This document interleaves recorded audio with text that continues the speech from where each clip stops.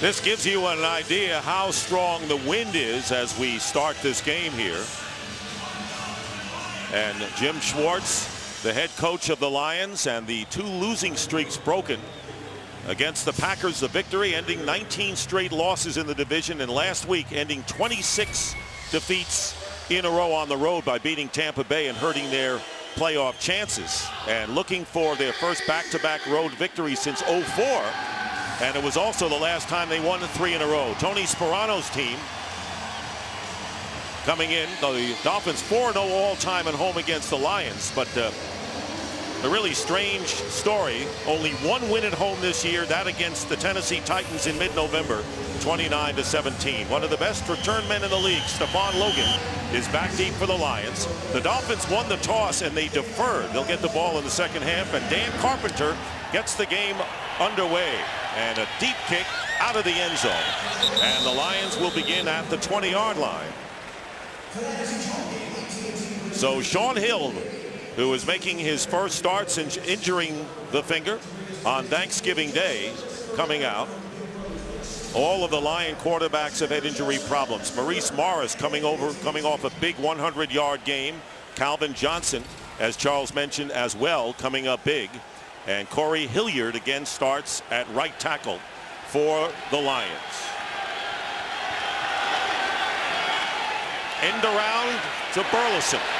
And Nate Burleson picks up the first down, getting 12 yards, tackled by Jeremiah Bell. Good first play for Detroit against this Dolphin defense. And you notice they got to the edge on the first play, avoided the middle where Paul Soliai holds things down, has really increased his maturity and kept his weight down. At the linebacker position, Tim Dobbins will start today for Carlos Dansby. And in the secondary, Jeremiah Bell was a Pro Bowler last year. From the 32. Hill going underneath to Maurice Morris, and Morris is tackled after getting about 6 yards by Channing Crowder, the inside linebacker.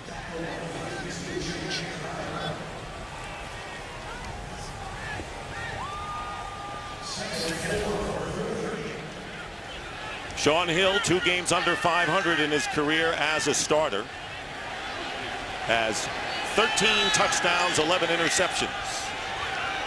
Second down and 4, and here's Morris not going anywhere.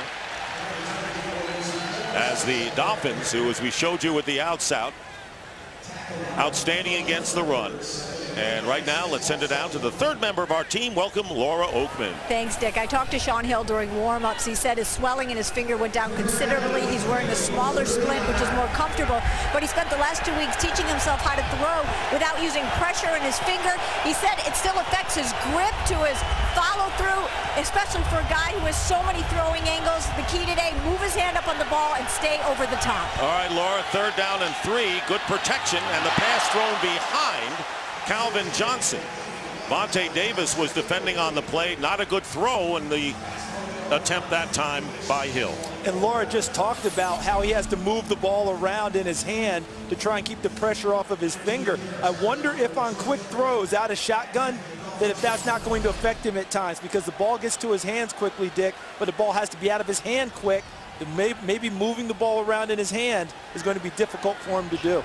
And the ball fluttering into the wind as Nick Harris punts, and back deep is Devon Best, and a good punt, sending Best back to his 10.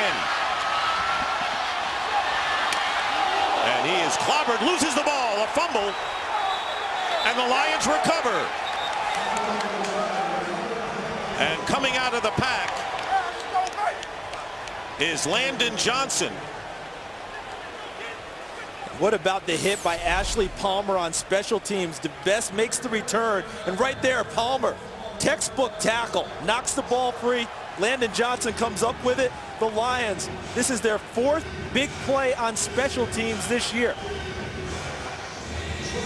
And now if you're the offense, Dick, if you're Shaun Hill in the offense going right back on the field, let's see if Scott Linehan's of an opinion that, hey, forget running the ball, catch him a little unsettled, let's attack on play 1. Well, they spread it out. Several wide receivers. 3. And the handoff is to Morris and the Dolphins. And dragged down by Paul Soliai, the nose tackle, who's having an outstanding year up front for Miami and a loss of 2 on first down. He's replaced Jason Ferguson in the middle. This is Soliai playing right there against Dominic Raiola, the longtime center for Detroit. Raiola can't move him at all. Soliai, in fact, moved him back towards the runner. But Jason Ferguson was the longtime nose tackle. He still texts advice to Paul Soliai, and it's advice well taken. Second down and 12. In motion is Calvin Johnson. And jumping off sides, and let's see if Cameron Wake was drawn off, and our first penalty of the game. Tony Correnti is today's referee. Neutral zone infraction, defense number 91. Stepping in the neutral zone caused an offensive lineman a false start. 5-yard penalty, remains second down. So Wake, who leads the NFL with 14 sacks, anxious to get another one there, and as a result of the penalty, it'll be second down and 7 for the Lions. And they've gone to the backside of the formation with Calvin Johnson into the boundary up at the top, trying to see if they can get an isolation against Sean Smith. The handoff is to Morris, and Morris tackled by Channing Crowder from behind. 1-yard gain, and that will bring up third down. Early going here, and the Dolphins fumbling the punt, giving the Lions an opportunity. This is why the Dolphins have stayed in games all year. Their defense, ball turned over deep into their territory. First 2 plays, they stuff the Lions, bringing up 3rd and long at 3rd and 6.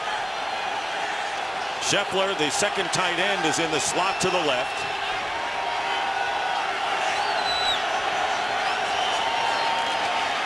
Sean Hill nowhere to go, and down he goes back at the 22, and it was Randy Starnes. And a loss of 6, bringing up 4th down. And why were they able to get to him? There's the coverage up top. Nicely done by Nolan Carroll on Calvin Johnson. On the bottom, Vontae Davis on Nate Burleson. Tony Scheffler trying to work against Benny Sapp, but by the time Scheffler was able to break out on the whip route, no chance to throw the football. 39-yard attempt, and this could be an adventure here with the win. Dave Rayner, last week's hero. And Rayner's kick. And it is good. Just made it inside the left upright as the wind going that way. Here is the fumble by Devon Bess. Palmer making the hit to cause it, and the Lions capitalize and take a 3-0 lead.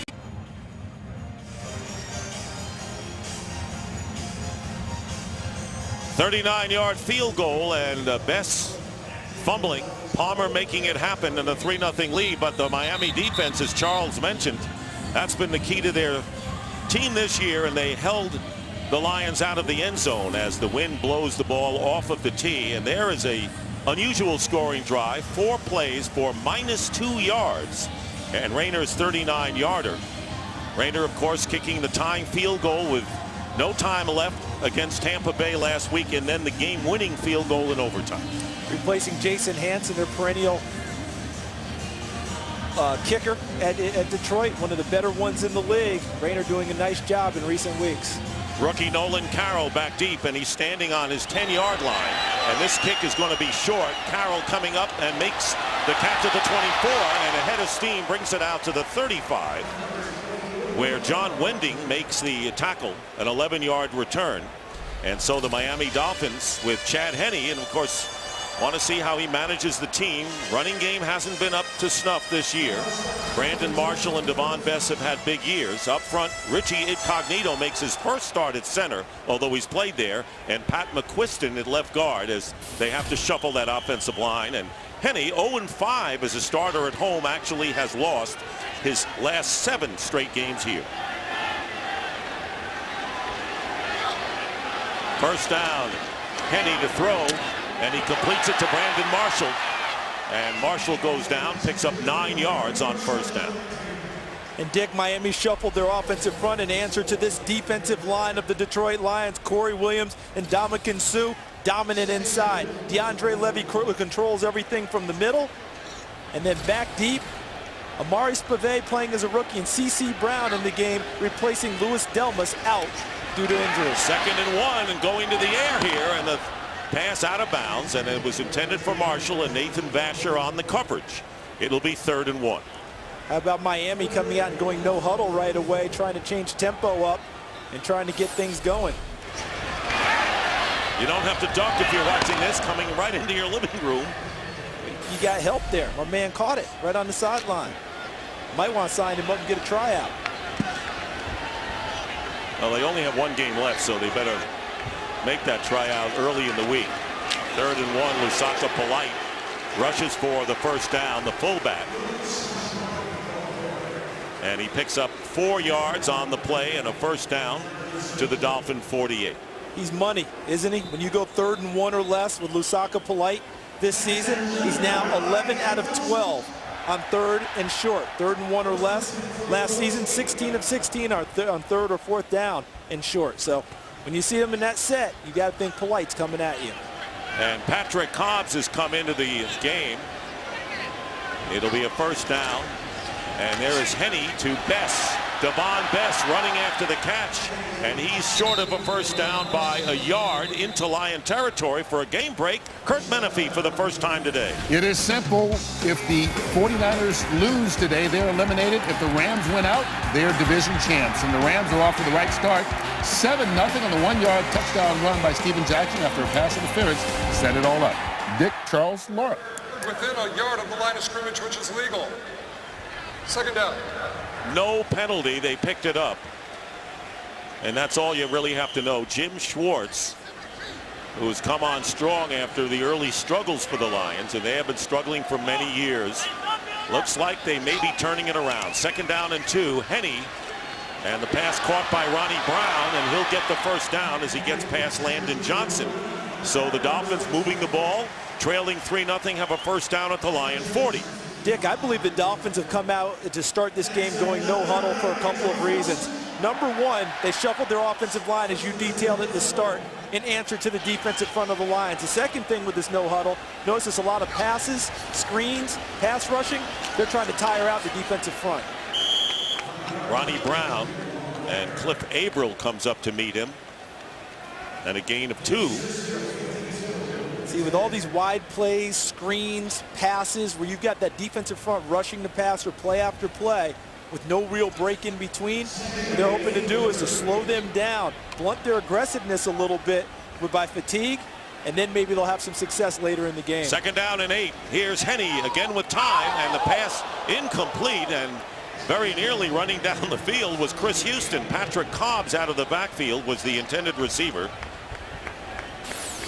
And here's why, one of the reasons Chris Houston had such good coverage was he was there, but then Patrick Cobbs slipped as he goes down running his route.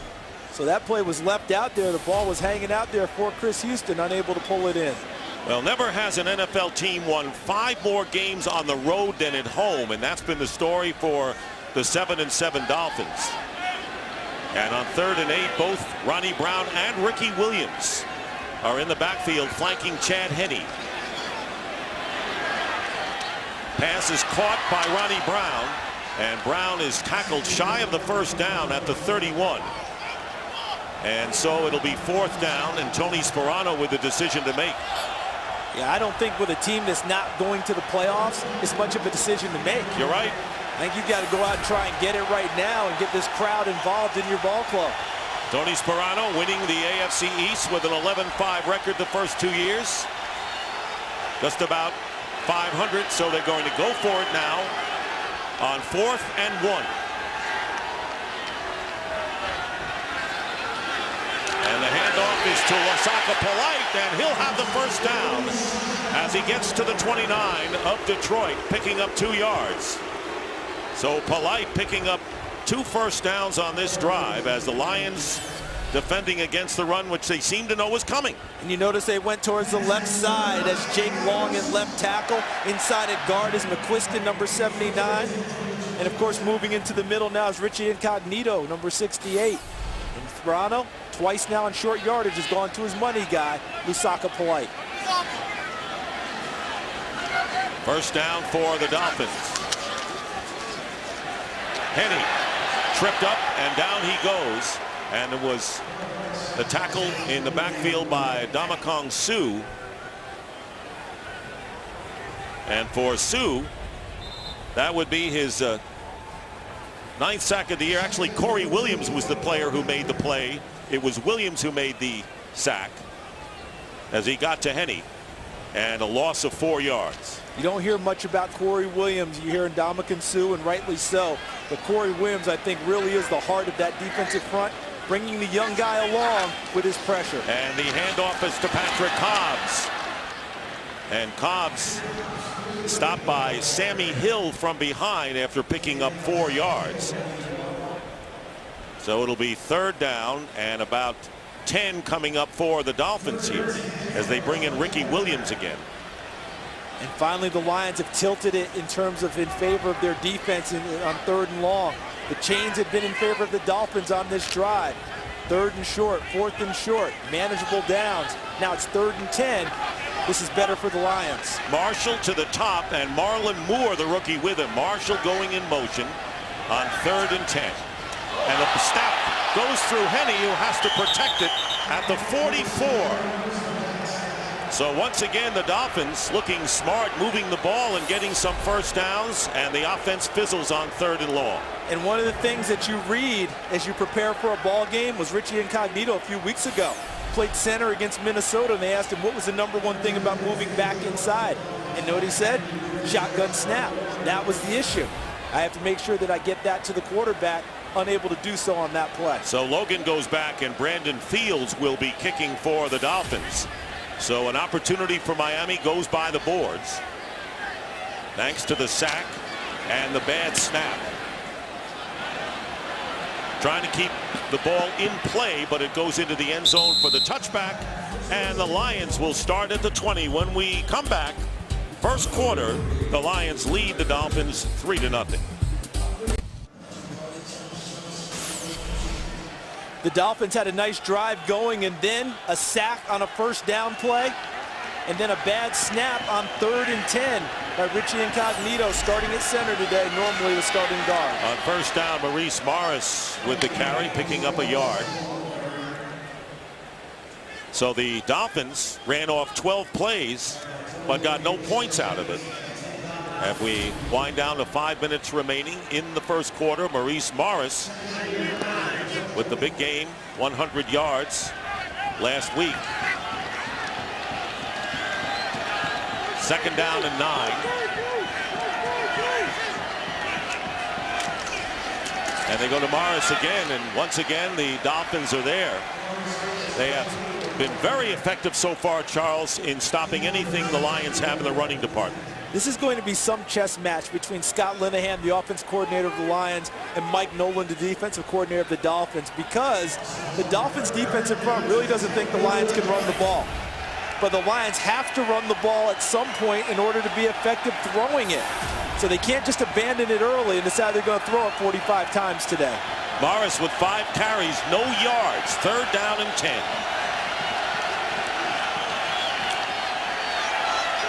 Sean Hill going to Brandon Pettigrew, and he is put down by Jeremiah Bell, and it'll be 4th down, punting situation for a game break. Let's go out to Kurt Menefee.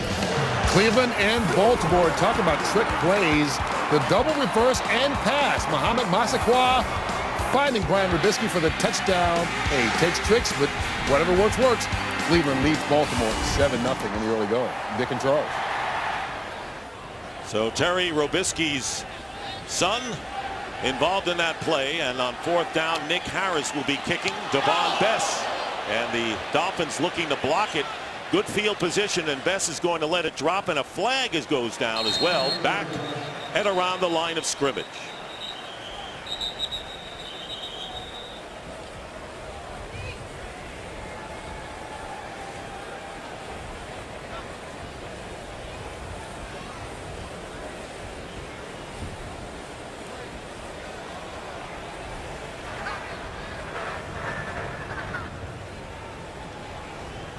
Tony Correni wanting to make sure. Dolphins trying to decide if they want to make them punt it over again, it appears, or if they want to just take the football and have their offense on the field. Well, they've got good field position at the 48.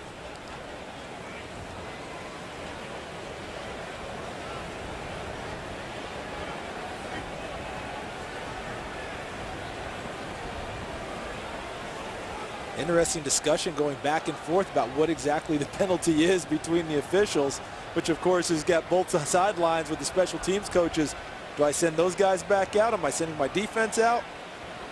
Everyone right now just in a holding Illegal pattern. formation. Defense number 29 lined up over the center. This penalty has been refused. First down. So after all of that, and they actually talked to both coaches. Maybe they asked them what they wanted to do. So the Dolphins, Tony Sparano, and he can't figure it out. 1-6 at home, 6-1 on the road, the worst. And the pitch to Ricky Williams going outside. And Lawrence Jackson tackles him from behind. They'll pick up only one. Going back to the road woes, or excuse me, the road success and the home woes of the Dolphins, it's almost like they talked to the Harlem Globetrotters in the offseason and got the road success part down. But they've got to talk to someone who knows what to do at home, because the Globetrotters are never at home. They always win on the road. Can the Dolphins get this figured out? Because this is a team that looked like they had a real shot at the playoffs. You can't win one in front of their home folks. Ricky Williams to the 49. So it'll be third down and long. It's been interesting watching the Dolphins, you know, going out with the no huddle, trying to tire out the defensive front. And also, they have the wind at their back in the first quarter. So if you want to throw the football, now is a great time. And they've been doing that throughout the first quarter, but haven't had the success in getting points on the board. And newcomer Kevin Curtis playing his second game with the Dolphins. Number 83 is in the game for the first time on 3rd and 6. 5 wide receivers, empty backfield for Henne, and his pass is caught by Kevin Curtis, or Fasano, the tight end, and a first down inside the 30-yard line, a gain of 20. And I thought that on that particular play, Chad Henne did a very nice job in the pocket, because he's not the most mobile quarterback. It's not going to make you think of Michael Vick, but look at that little subtle movement. Just a little slide step, find the open lane, so he's clear to throw it, and hits Fasano for a first down. First down, and the Dolphins once again threatening. Handoff to Ricky Williams. And Williams to the 24, getting 4 yards on first down. So for the second time in a row, the Dolphins with an opportunity to make headway on offense. They're trailing 3-0 as a result of the fumble on the punt that the Lions converted for a field goal. And balanced play selection so far for Miami. And they brought their big receiver to the bottom of the screen. 2nd and 6, and the handoff is to Williams. And Williams picking up a couple of yards. Sammy Hill on the stop. So then it'll be third down once again. But it's third and manageable. This is the type of third down that the Dolphins like to get into. They've been much better third down team in past years under Tony Sparano. This year, struggled mightily. A big part of that, the run game hasn't gotten them to third manageable. This time they've got a shot. Devon Bess is to the top, and Brandon Marshall lines up to the left.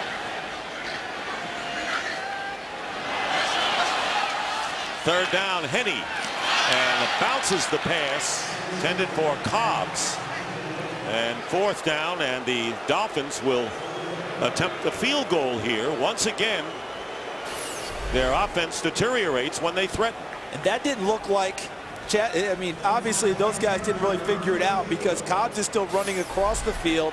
Henne thinks he's going to hook up at a certain point on the field and throws it to that spot. No connection. Dan Carpenter missed 4 field goals last week. Never missed more than 2 in a game, but he has been an offensive hero this year for Miami. This will be a 40-yard attempt with the wind at his back, and the kick is good, and it ties the game. Dan Carpenter with a game-tying field goal. And we're all even at 3-3 with 30 seconds left in the first.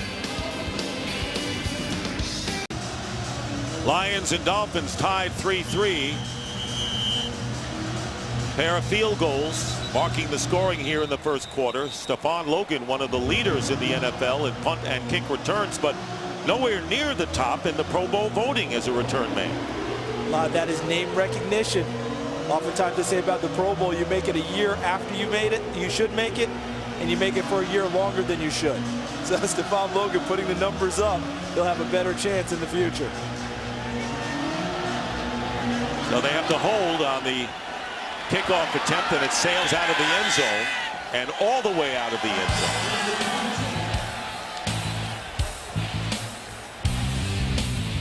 Tony Sperano. 9-7 would mean a lot to this team, even though they have no playoff hopes. 30 seconds to go in the first quarter. First down at the 20. Handoff to Javid Best, the rookie running back, going outside. And despite playing with a turf toe, the #1 draft pick out of the University of California gets a first down, getting 12 yards. Not just a turf toe, Dick. Double turf toe. How often have you heard that injury? Never. I mean, usually you hear about on one foot. He's got it on both feet. The big toes affected, and this guy was off to a blazing start before the injuries. He is so dynamic when he's fully healthy. That's what the Lions are counting on in the future. And still leading all rookies in total yardage as the final seconds tick off.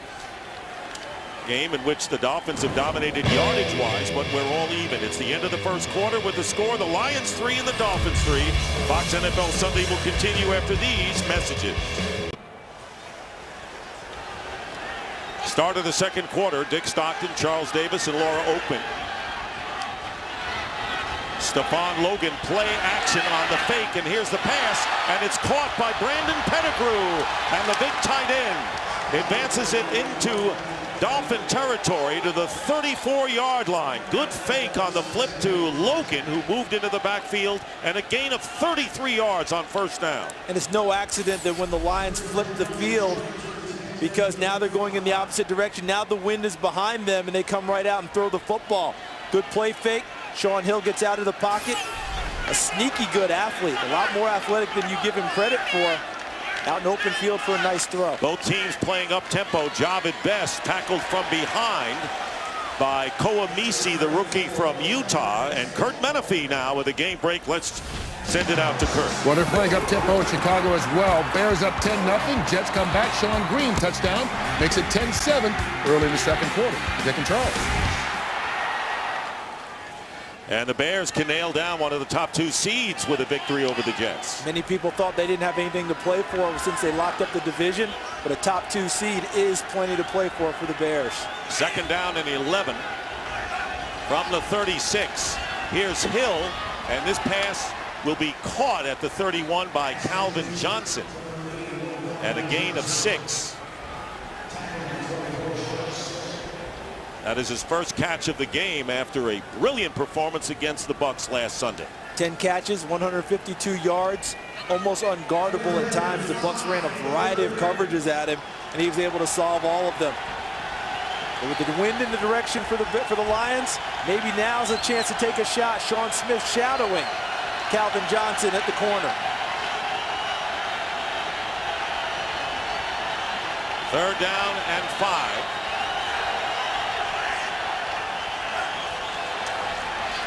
And Hill decides to run it. And Hill gets the first down. And a 10-yard run. That normally is Drew Stanton's responsibility at quarterback. Remember a moment ago I called him a sneaky good athlete? Surprises you with his athleticism. He was a wishbone quarterback in high school. So this guy has the ability to move it with his legs. Had a 40-yard scramble against the Packers earlier this season. There is Stanton, who led the Lions to their previous 2 wins. And a first down at the 20-yard line. Lions' first conversion on third down today. They're 1 for 4 in that department. And the fake inside handoff. Hill's pass caught for the touchdown to Pettigrew. And the Lions made it look easy on that drive as they take a 9-3 lead. And open things up. As soon as they had the wind at their back, Scott Linehan decided, let's throw the ball.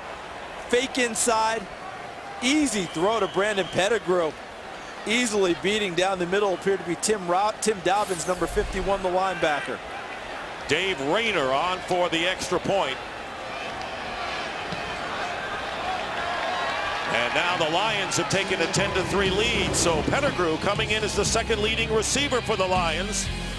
Catches his 4th touchdown pass of the year, 20 yards from Hill. The reaction from Jim Schwartz. So the Dolphins trailing the Lions 10-3. And the kickoff, Patrick Cobbs in the end zone will keep it there, and he'll take it out at the 20-yard line. That's Dave Rayner's first touchback of the season. Well, coming up next, our Fox NFL Sunday doubleheader continues with America's Game of the Week. Giants and Packers at Lambeau Field. Pivotal game for both teams' playoff hopes. Some will see the Seahawks and the Buccaneers. Coverage will begin after our game right here on Fox. A huge game at Lambeau today. First meeting between these two teams since the NFC Championship game 2007. So important for both of them to absolutely have to have this game. First down at the 20 for the Dolphins, who trailed by a touchdown. Ronnie Brown, and Cliff Averill brings him down after a gain of about 1.5 yards. Interesting in this game, Dick, that the play calling really has been dictated by what side of the field you're playing on. In the first quarter, the Dolphins, with the wind at their back, threw the ball considerably. Then the Lions, when they got the wind at their back, went right down the field, just marched it down. And Shaun Hill looked very impressive, 3 for 3 throwing the football, leading to a touchdown pass to Pettigrew. Will the Dolphins run the ball more now with the wind in their face, or will they continue to try and throw it? Second down and 8. Henne is 5 of 8 for 48 yards. Looking to throw, and it's caught. First down, Brandon Marshall, and Vasher will wrestle him out of bounds. So Marshall was free there, and Vasher gave him a lot of yardage in a 14-yard pickup past the 35. When you're trying to cover Brandon Marshall, trying to cover Calvin Johnson, hard to be real physical with them. Plus, you have to respect their speed.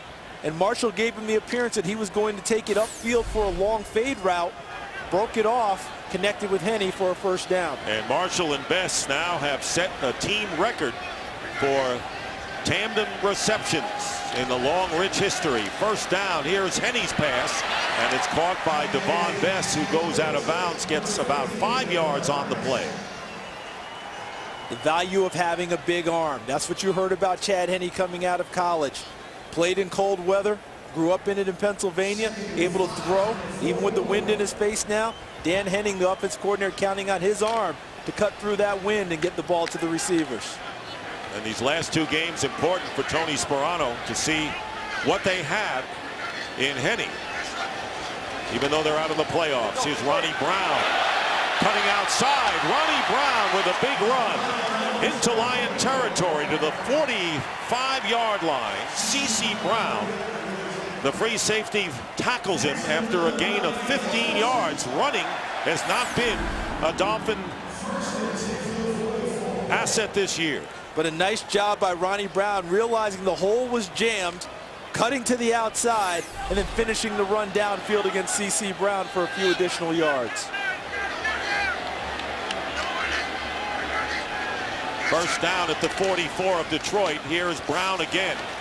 And Brown carries the pile close to the 40 of the Lions, gaining 3 yards. Lawrence Jackson making the tackle with under 10 minutes to go in the first half. And the Dolphins offensive line now trying to make a little bit of space against the formidable defensive front of the Detroit Lions. It's a really nice run on first down against a Lions front that's played so well in recent weeks. Lions have defended the run effectively. Second down and 7. Fake handoff to Brown. Henne on the rollout, and the pass is caught by Brandon Marshall, and Marshall with a first down to the 28. A gain of 13, and the Dolphins, as they have so far, moving it. Look at the route by Brandon Marshall working against Chris Houston. He's going to give him the impression he's taking him upfield a long way. Lets him go by, breaks back to the football, presents himself, as they say, shows his numbers, 1 and 9, right back to Henne. The ball flutters a bit, but Marshall able to make the adjustment in the catch. Well, we've seen the Dolphins do this so far in the game, not to get much out of it. First down, and the handoff is to Brown, and Ronnie Brown picks up nearly 3 yards on first down. So the offensive line in the last 4 years, only 2 of them who are starting today, John Jerry, the right guard, and Jake Long, the left tackle, have made it as starters, with the other players drafted up front since '07. And Donald Thomas is a backup now for the Detroit Lions. Samson Satelli is the starting center for the Oakland Raiders. 2nd down and 8. Henny caught. Marshall, extra stretch, will give him the first down. Brandon Marshall gives the Dolphins a first down to the 18 with Chris Houston trying to hang on. He'll get 9 yards on that play. Dick, you alluded to Tony Sparano a little while ago, telling his team there's still plenty to play for. Getting to 9 and 7 is important. Well, we've seen on this drive 2 extra effort plays by players on his team. Ronnie Brown on a run, and on that play, Brandon Marshall extending out for a few extra inches and yards to help his ball club. Fasano in motion toward the line. Roberto Wallace, the rookie, has come in for Marshall. And here is good protection, and the pass is caught by Fasano. And Fasano will have a first down just by a yard. It'll be 1st and goal for the Dolphins. This was a well-thrown football because I thought the guy short was open, but the guy deeper might have been covered. And he threw it to a spot that cleared the defender. Watch Fasano break out. See the throw by Henny? That clears Julian Peterson, number 98, before Nathan Vasher can get there. And Brandon Marshall back in to the bottom of your picture now. 10th play of the drive coming up. 1st and goal at the 6. And a whistle and a penalty, a false start call against the Dolphins. Number 79. 5-yard penalty, remains first down. So it's Pat McQuiston, the left guard, who replaces Incognito, who moved over to center for this game. 5-yard penalty against Miami. The Detroit Lions have had issues all year long with penalties. The Dolphins have not, but early in this game, that's been flipped.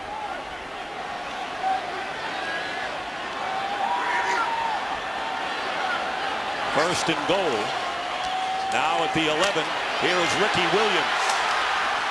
And Williams knocked out of bounds right outside the 5 by Amari Spivey, the rookie strong safety. And what about the block by Lusaka Polite, the fullback, on the toss sweep? I've heard a lot about Vince Lombardi lately. Documentaries, plays, power sweeps. Watch Polite, the fullback.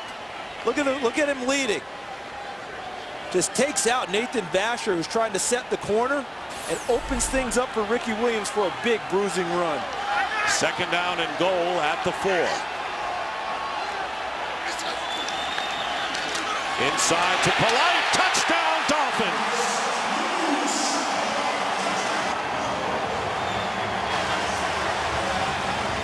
And the offensive line, brilliant on that drive by Miami to get back in this game.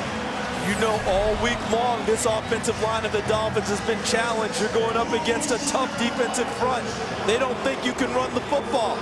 And Lusaka Polite, the play before, he was the blocker. Cleared the way for Ricky Williams. Rewarded for a terrific block with an inside handoff. Puts it in the end zone. And the first touchdown of the year by Polite, and Carpenter ties it with the extra point. So with 6:13 to go in the first half, an impressive drive as the Dolphins finally make it pay off with a touchdown.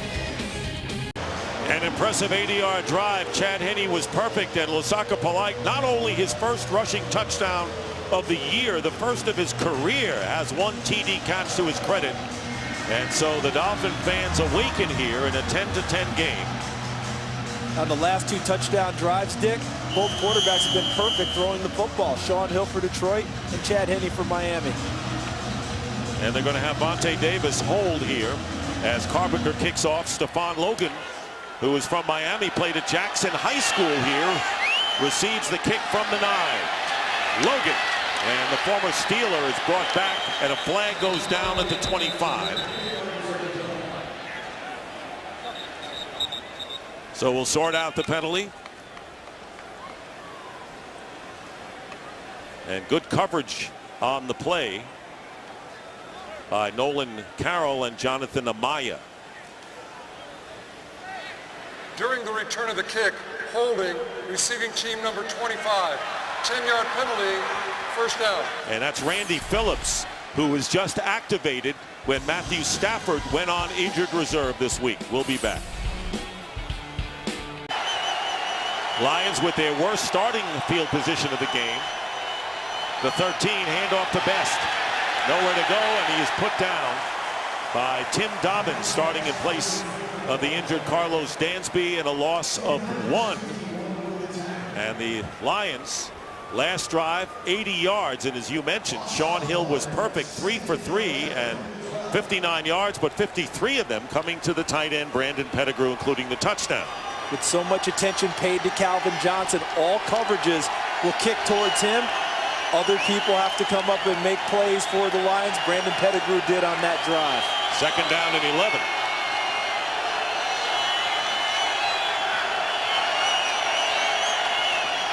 Sean Hill in and out of 2 players' hands. Johnson after Sean Smith, and time for a game break. Here's Kurt Menefee. Well, the Jets have come back to score 2 touchdowns in 56 seconds after being down 10-0 to the Bears. Dwight Lowry picks off Jay Cutler, picks it, makes it 14-10 Jets. The Jets win. They're in the playoffs. Dick, Charles. All right, thank you, Kurt. Or Jacksonville lost, so a big one for the Jets, who can handle it themselves if they win it. And that interception looked like Jay Cutler earlier this year, not the recent Jay Cutler we've seen. Third down and 11 now for Sean Hill and the Lions. On the 12, here comes the rush, and down he goes, Chris Clemens, with a safety blitz and the second sack of the game for the Dolphins. Inside the 5, a loss of 8. And there's Clemens right there. And this is something the Dolphins have not done much of this year. And that's bring their defensive back, save Jeremiah Bell on pressure towards the quarterback. So Chris Clemens lined up on the line of scrimmage, unaccounted for, rushes and puts down Sean Hill. Mike Nolan has dialed up outstanding defenses this year, ranked amongst the best in key categories. Nick Harris punting from his end zone, and Devon Bess looking to run it from the 43 into Lion territory. And Bess is put down at the 41. Great field position coming up now, and the reaction of Clemens after the key sack. 10-10 the score. Dolphins sitting pretty. Best starting position of the game for the Dolphins. The Lion 41. Ricky Williams is the running back. And the first pass slipping was Brandon Marshall, and the pass incomplete, bringing up 2nd and 10. I like the call. You know why? Because they go single high safeties. We look at the offensive leaders for the Dolphins today. Chad Henne in a nice rhythm early. Ronnie Brown with a good run on the last drive. And Brandon Marshall, he's their target. But I like the play call. One safety in the middle of the field, which means you're getting man-to-man with a safety over the top. Go to your horse. Man-to-man, Brandon Marshall, without a slip, he's got a chance of coming down with it. 2nd down and 10. And out of the backfield is Ricky Williams. And Williams will be stopped 1.5 yards shy of the first down by Julian Peterson. Bobby Carpenter, who played last week for Landon Johnson at outside linebacker and was with the Dolphins for 5 games, is in the lineup there. There is Carpenter. And Carpenter will come out of the game. It'll be 3rd down and short for the Dolphins on the 33 of Detroit. Henne, Ricky Williams appears to have enough for the first down. I think this is an offense now for the Dolphins that's playing with a lot of confidence, and it's bred by the offensive line having some success now running the football against the Lions defensive front. And a timeout called by the Lions. That is the first timeout by either team.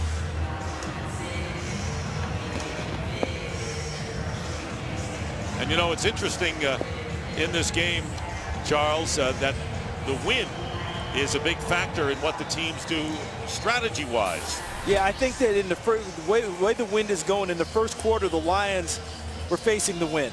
And with the finger, the broken index finger of Sean Hill, they're a little leery about putting the ball in the air. But the Dolphins, going against that wind, didn't have the same issues. Why? Chad Henne, young, strong, big arm. They felt like that can cut through the wind. So it wasn't a big deal to them to go ahead and try and throw the football. Just the difference is health is a big part of this game as well as the wind. Dolphins, as you mentioned, offense playing with a lot of confidence here, have a first down. And there is Henne, and Henne is going deep for Brandon Marshall. And the pass incomplete. So far this year, Marshall has caught only 3 touchdown passes. And part of what the issue is with Brandon Marshall, and it's really not an issue, and look at the protection, able to throw it clean. But Brandon Marshall, his biggest plays, that's a double move, will stop and go with Chris Houston, but he's not a huge blazer, Brandon Marshall. He's a guy who makes big plays, catching the ball short on slants and quick hitches and turning them into big plays by breaking tackles. The rookie Roberto Wallace is in there along with Kevin Curtis on 2nd and 10 at the 31. And there is Henney falling down, and dropping the ball is Wallace, the rookie from San Diego State, who has been effective on special teams as well. So now it'll be 3rd down and 10. Incomplete pass, but how about Chad Henne in the pocket? Watch, both legs are wrapped up. This looks like Corey Williams, 99. He's got the ankle, so he didn't even step into the throw. That's all arm, and Roberto Wallace needs to catch that football. That's right on it.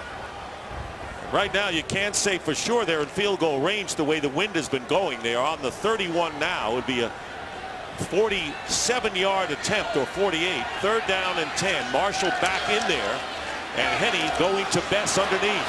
Here is Devon Bess, and he is brought down. Big play by DeAndre Levy, and a penalty marker is down. There's a slew of them down. All of a sudden, the air was filled with yellow hankies. Speaking of Levy, he's going to undergo off-season surgery to repair a groin injury, which has nagged him all year. So he is gamely playing hurt down the stretch.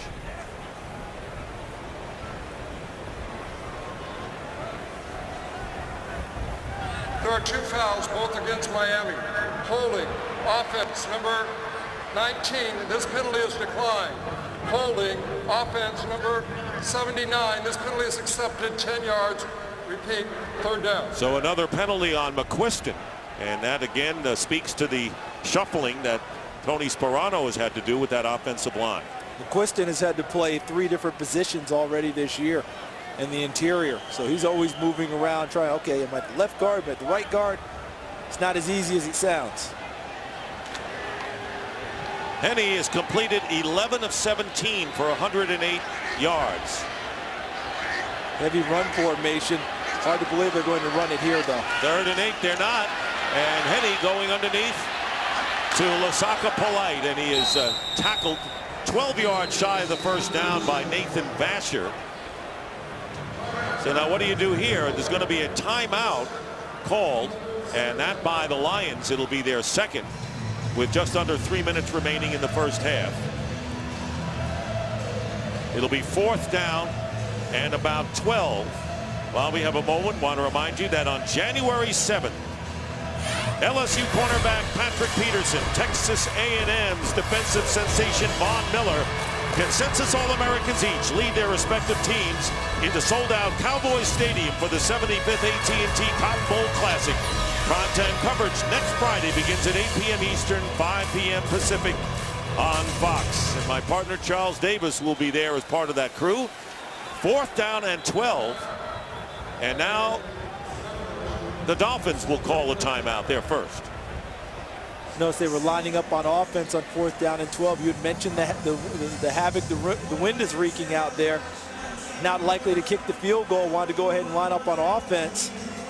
Didn't like what they saw, coming to the sidelines to talk it over again. Remember last week, Dan Carpenter was 0 for 4 kicking field goals. How do you figure out the rapidity of the timeouts, one on each team like that? I'm trying to get a type on it. I think what happened was Detroit wanted to make sure that they were set in case the Dolphins went for it on 4th down.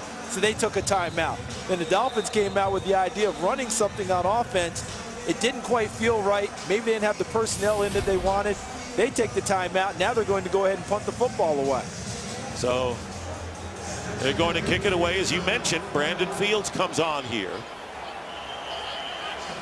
And Stephon Logan is back at about the 7.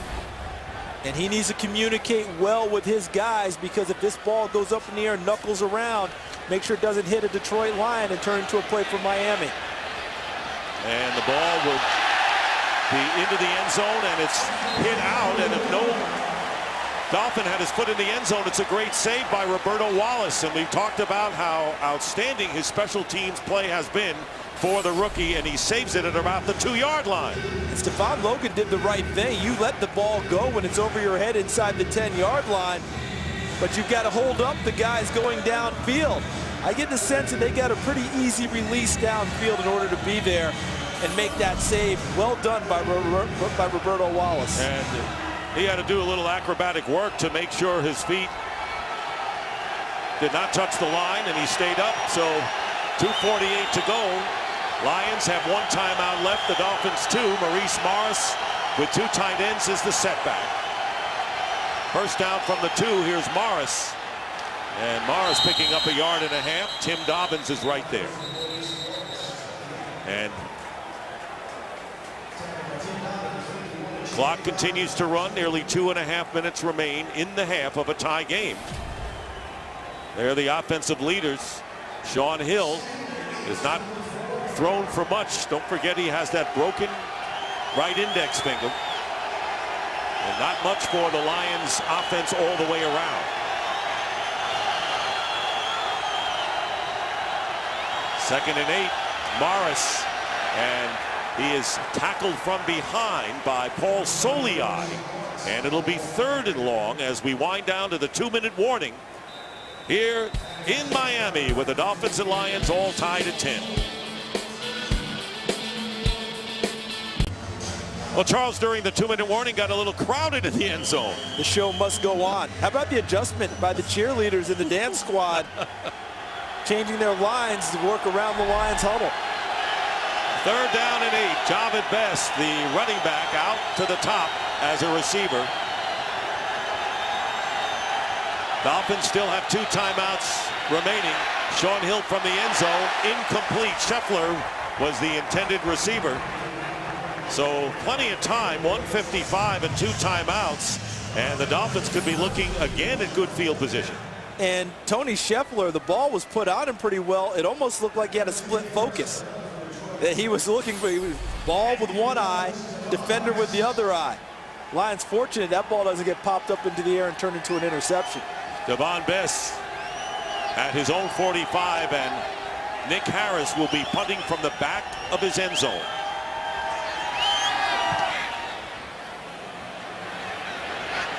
Bess backing up to the 35. Devon Bess into Lion territory. And Bess getting to the 40-yard line, where Felton brings him down. So the Dolphins, for the 2nd straight series, will have the ball in Lion territory. Set up well by the punt return. Harris hits it, but he hits it so far. Lion defenders having a tough time covering all that ground. The Dolphins set up in great field position again, heading towards the end of the half. That was a 26-yard punt return and a first down at the 40. Marlon Moore has replaced Devon Bess, who may have been shaken up as he left the field. Dolphins still with 2 timeouts remaining, 10-10 the score. Empty backfield. Henne on first down, completes it to Marshall. And there's no doubt in my mind right now that Dan Henning, the offensive coordinator, has Brandon Marshall in capital letters on his play sheet. Underlined 3 or 4 times. They're going to feed him as much as possible today. And the hurry up. Marshall with 5 catches for 57 yards and a first down.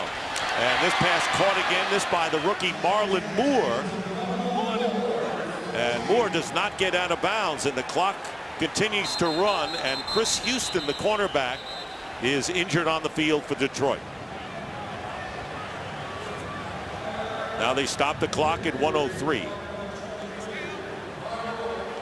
And by rule, inside of 2 minutes, it is a charge timeout to the Lions, who are out of timeouts. See Houston on the coverage. It happened after he made the tackle. I don't know if his shoulder might have gotten yanked. Watch as he makes the tackle. And then there was a spike over the top of his face mask. See him reach up his hand. Might have gotten stepped on.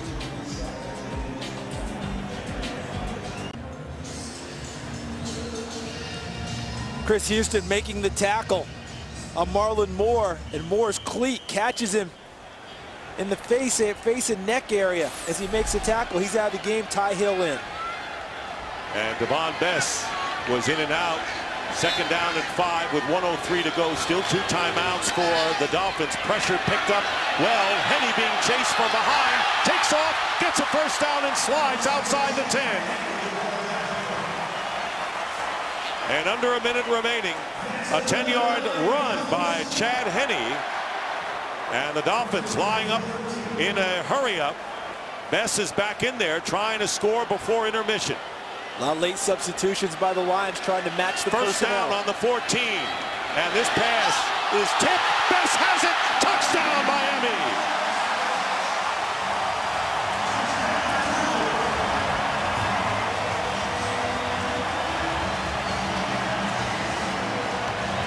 Looked like Ty Hill got a hand on it, but Devon Bess grabbed it and scores the touchdown to give the Dolphins the lead. Ty Hill, as you mentioned, Dick, falls into coverage and gets both hands on the football, but it goes through him. And nice concentration by Devon Bess, but here's the question. Was his foot out of bounds before he makes the catch and comes back in? Look, right there. Is that foot out of bounds before he's back in play to make the catch? It would be a booth review to see whether he is in bounds. Take a look again. Ball is still in the air. Howard. It looks like he's got both feet in the end zone. Once again, did the foot go out first before he touched the football? Right there would be the determination. Did it or did it not? And as you mentioned, Dick, that's a booth review. Determine if the receiver stepped out of bounds prior to catching the ball. And if he was out of bounds, he can't be the first one in to make the catch or touch the ball. So a critical booth review here. 30 seconds to go. Coming up, the Visa halftime report. We'll have all the scores and highlights from the gang in LA. Kurt Menefee, Terry Bradshaw, Howie Long, Michael Strahan, and Jimmy Johnson. The 49ers are leading the Rams in their NFC West showdown. 14-12 is the score out there, and somehow the Niners don't get killed off. You know, it's funny, we talked with the Lions earlier this year, and they said that their defense, they felt like a cartoon character. No matter what you do to us, you can't kill us off. Those are the San Francisco 49ers this year. You can't kill them off. Once again, is that foot right there, is that out of bounds? That'll have to be determined by the booth. Hard to truly say there, right in front of the pylon, because if the foot is out of bounds, which I think the answer is yes. All right, let's take a look again. All right, I think that the foot's out of bounds because that to me is contacting the white portion on the sideline. So to me, he's out of bounds before he comes back in here to make this catch.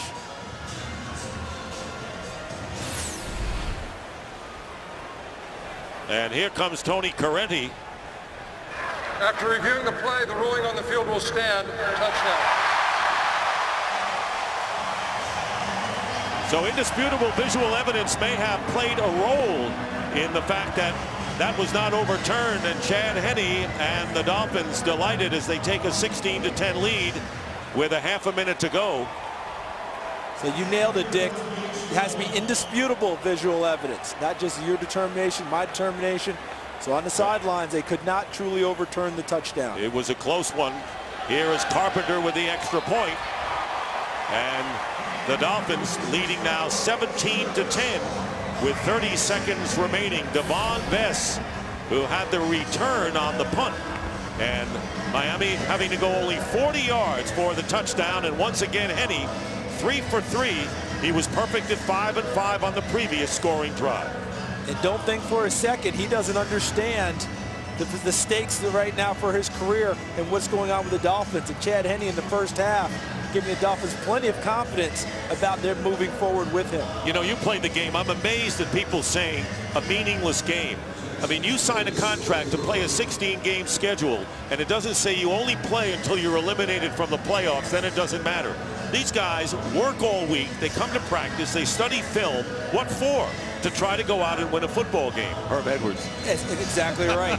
You play to win the game. But as well as that, you're also playing for your future. because people are going to evaluate what you do in games that are so-called meaningless. If you're going to mail it in, guess what? You won't be around the next season. Houston, who had his face stepped on, is leaving the field as we're almost ready for halftime. The punt return by Best was 25 yards, and he caught the 13-yard touchdown pass. And here is Logan, who muffs the ball, and the Lions cover up at the 25, and that was Vinny Churchu, who avoided a critical Detroit mistake. And the Lions will take over on the 25. The wind you've talked about, Dick, I think played a hand in that one, because Logan thought it was coming down in one spot, not able to get there and secure the catch. Churchu saves him on that play, because otherwise the Dolphins take over with one more shot at the end zone going into the half. First down from the 25, and the handoff is to Javid Best. And Best brings it out to the 37. Channing Crowder making the tackle, a 7-yard gain. Lions out of timeouts. The Visa halftime report coming up in this critical week 16 of activity. And that'll do it. The final seconds ticked off. So the Dolphins taking their first lead on the touchdown pass from Henne to Best. 17-7, Miami leading Detroit at the half. Eastern, 5 Pacific on Fox. Well, field goals marked the first quarter of this game. It was 3-3, and then Sean Hill hit Brandon Pettigrew with a 20-yard TD pass to give the Lions a touchdown lead. Lusaka Polite capped an 80-yard drive with a 4-yard run, and then Henne hitting Best with 30 seconds remaining in the half, and that's been the difference.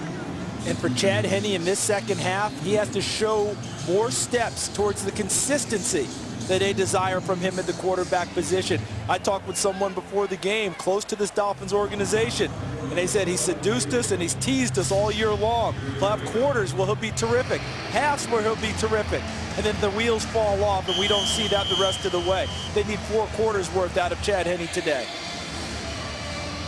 Nolan Carroll going back deep, and Dave Rayner kicking off.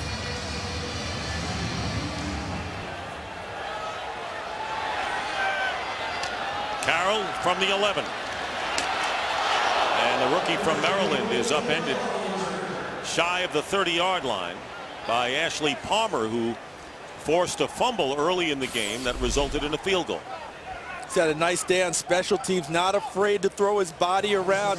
He's got that size and speed ratio that Jim Schwartz is looking for. A big man who can run and delivers impact when he gets there. So the Lions, who have not won back-to-back road games in 6 years, looking for their 3rd in a row. They haven't done that since '04. Defending against Miami, Ricky Williams starting the second half at running back and gets a good carry, about 7 yards, as we check in with Laura Oakman. Thanks, Dick. Wind definitely a factor. Both coaches saying it's going to play into their decision-making going into the second half. But Tony Sparano a little bit baffled, saying for some reason Chad Henne doesn't seem to be affected by it. So we said, we're going to keep doing what we're doing. He's going right through it. He said the big thing, be aggressive. He told his guys in the locker room, go out and win the second half, win this game. It's worth it. And here is Williams again, churning for the first down, and may have it. Needed to get to the 39.5-yard line. Laura just mentioned it's worth it. You talked about that in the first half, Dick, about what these coaches tell their players. We're not going to the playoffs, but both of them have something to play for. The Lions trying to get a winning streak going on the road. The Dolphins trying to get to 9-7 and finish the season with a winning record. That way you don't finish the season feeling like, boy, nothing went right for us at all. It is worth it. From the 40, first down, out of the shotgun is Henne. Hands off to Ricky Williams, and can't break the tackle of Carpenter, and he picks up 4 yards. Dolphins leading 17-10. The only win the Miami Dolphins have at home this year is a victory over the Tennessee Titans, 29-17 in mid-November. In that game, Chad Pennington started, got hurt. Then Chad Henne came in, and it was Tyler Thigpen who finished. They're the leaders for the Dolphins offensively. 2nd and 6. The quick is out to Best. Spinning away, but can't get away from Carpenter again. And picks up 1 yard, bringing up 3rd down and about 4.5. When you are a great player, you do more than what is expected of you. Watching Ndamukong Suh finish this play. Nice job by Carpenter turning it inside. But who's that out there making the initial hit before Carpenter finishes it off with DeAndre Levy? That's Ndamukong Suh coming from his defensive tackle position, rushing the passer, and then going back to make a play downfield. Chris Houston with a shoulder injury. Doubtful he'll be back. Remember, we saw him take a foot in the face. Ty Hill had replaced him. And here comes the pressure on Henne, and off the hands of Brandon Marshall, incomplete. Bringing up 4th down, and Miami will have to kick. That's one that just has to be completed. That ball's right there on first blush. It's a nice throw by Chad Henne, and it would have been one that probably kept the chains moving. There have been a lot of drops this year by Brandon Marshall, more than he has known and in his recent years. So Logan goes back, and Fields will be kicking. Fair catch called for by Logan at the 13. So the Lions will get their hands on the ball for the first time in the 2nd half when we return. Lions will start from the 14. Rashad Jones, the rookie, at free safety right now for Miami, replacing Clemens. 1st down, and the handoff to Maurice Morris, and Morris picks up 5. This is the end of the field where Detroit was conservative in the first half. Ran the ball more than they threw it. At the half, Laura talked about how coaches are making decisions based on the wind. That's going to affect their decision making. We'll see if the Lions continue to be conservative for the quarterback has a broken right index finger trying to throw into the wind. Longest play was the pass to Pettigrew for 33 yards. And there is the fake end around. Hill under pressure and has Morris out of the backfield. 1st down for Maurice Morris as he churns it out to the 27. Cameron Wake making the tackle. Looked like a screen pass the whole way, Dick. And the timing got messed up by the Dolphins defensive rush. And Shaun Hill had to move around in order to keep the play alive and then flick it out there to Morris. There's Drew Stanton on the sideline, while Lion fans wondering why he's over there. Separated his left shoulder in the last game. Wasn't healthy enough to take the majority of snaps this week. Shaun Hill got the start. Morris. And he is upended by Vontae Davis after a gain of 4 yards. And of course this week Matthew Stafford was put on injured reserve. He's had the separated shoulder in his throwing arm, and of course Jim Schwartz had hoped that perhaps he could play that final game of the year. So here's a team that's had injuries to all 3 quarterbacks on the team and yet have won 3 in a row now. Trailing here 17-10. 17-10 is the score. Javid Best is a receiver to the right. Hill in trouble. And the pass incomplete. It was Tim Dobbins putting the pressure on Hill, and both of these teams outstanding in getting to the quarterback coming into this game. The Lions 4th in the league in sacks, and the Dolphins 6th. Nice pass rush by Dobbins, but I would dare say an even nicer job by Shaun Hill, avoiding taking the sack and losing yardage. By getting outside of the pocket and throwing the ball downfield, he avoided that loss of yardage and still manageable on 3rd down. He is nimble, as is Drew Stanton. Now it's 3rd down and 6.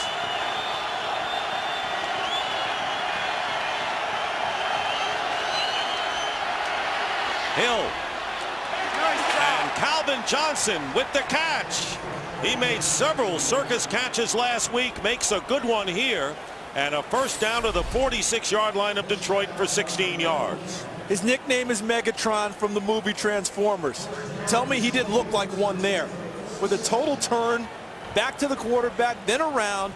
The arms extend, gets the feet down, makes a big catch for another 1st down. Only his 2nd reception of the game.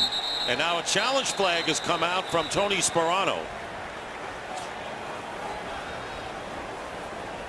Interested in finding out what Coach Sparano is actually challenging here.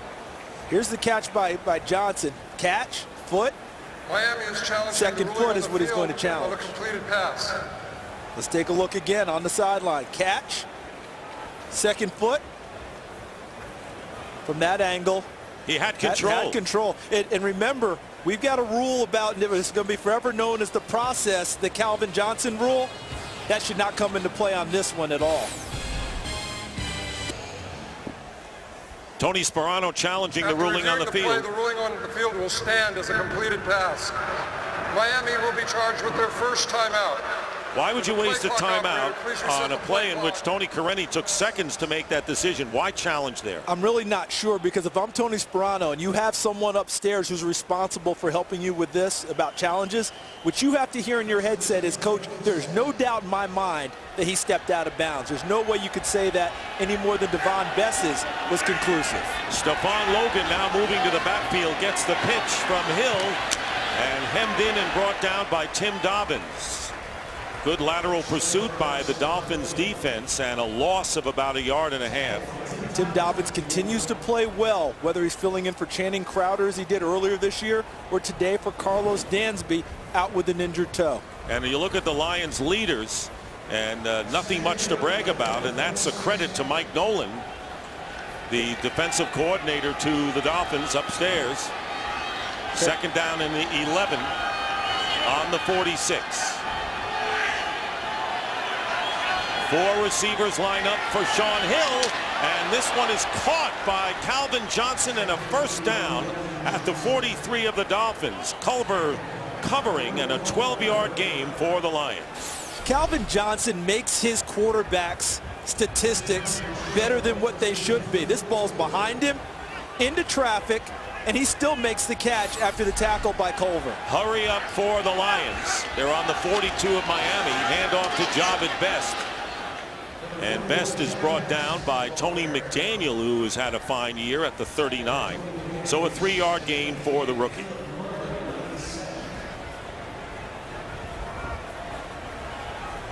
Just remember, as Calvin Johnson makes his push towards his first Pro Bowl berth, if he gets in, he will have done it with 3 different quarterbacks throwing him the football this year. Better days ahead for Calvin Johnson and that entire Lion team, it appears. Second down and 7. Here's Best. Job at Best. And Tim Dobbins once again, and the Cameron Wake making the play from behind. And 3 yards.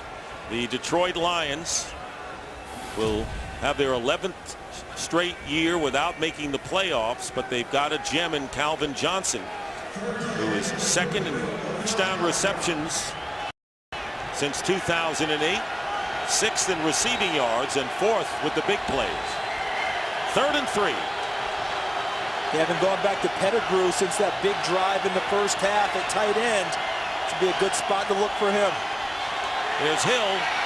Hill lofts it, and it's caught by Calvin Johnson, with Bell making the tackle at the 17, a first down after the gain of 19. No question they're going to Calvin Johnson on this drive. And you've got a chance now. If you're the Dolphins, you know that Calvin Johnson's that guy. So what did the Lions do? They mixed things up and brought him inside to the slot position, worked him into the traffic against the linebackers, and picked up the first down. 3 catches for 46 yards on this drive, and the handoff to Maurice Morris coming into the game. And he gets inside the 15. Koamisi, the rookie from Utah, making the play, another 3-yard gain. Dick, you were just mentioning a moment ago about the Lions. You see better days ahead for them. I've marinated on that for a moment, and I think I understand where you're coming from. You get Matthew Stafford back at quarterback, Calvin Johnson at wide receiver, and the defense is getting better with each passing week. 12th play of the drive. It'll be 2nd and 6. Dropping it is Brandon Pettigrew. So 3rd down and 6 coming up for the Lions, who trail by 7 with 6:23 to go here in the 3rd. The one bug in the system in Brandon Pettigrew's game are drops. He's had a number of them throughout the season. some key ones at times, and then he'll come back and make a big catch for you. But one of the better combo tight ends you're going to find in the league, even though he's only a second-year guy. Can block and catch. You come back to him? Why not? He has shown the ability to come back and make plays after drops. 3rd down and 6. Hill drills it, caught by Brian Johnson, and the first catch of the day for Johnson, and the Lions will have a 1st and goal at the 5. An 8-yard pickup, and Sean Hill pecking away at this Dolphin defense on this drive. And they're going to go ahead and go quick on this one. Brian Johnson working inside. Calvin Johnson draws the double team. See the two guys respecting him. Johnson comes up open underneath. 1st and goal, and here is Maurice Morris driving toward the goal line. Touchdown, Detroit.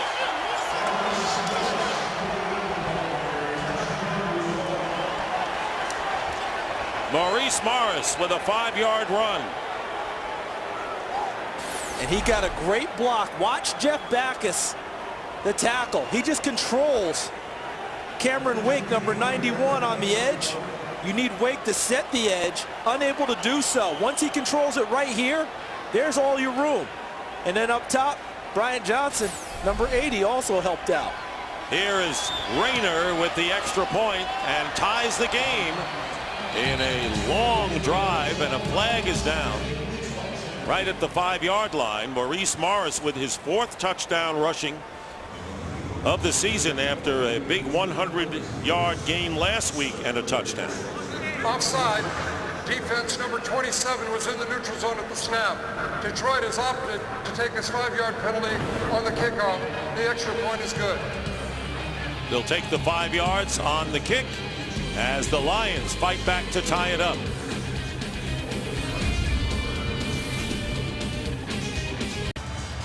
And the Lions tie it up, the 3rd tie we've had, an 86-yard drive. Patrick Cobbs is back deep for the Dolphins and returning for Miami, and loses the ball at the 31.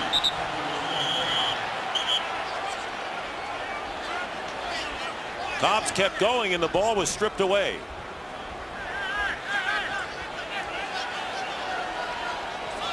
And as they uncover the pile,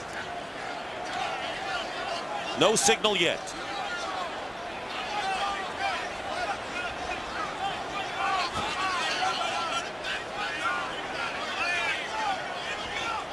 And Miami keeps the ball. Cobbs, the return man, because Nolan Carroll, who is the kick returner, has a concussion, is out for the rest of the game.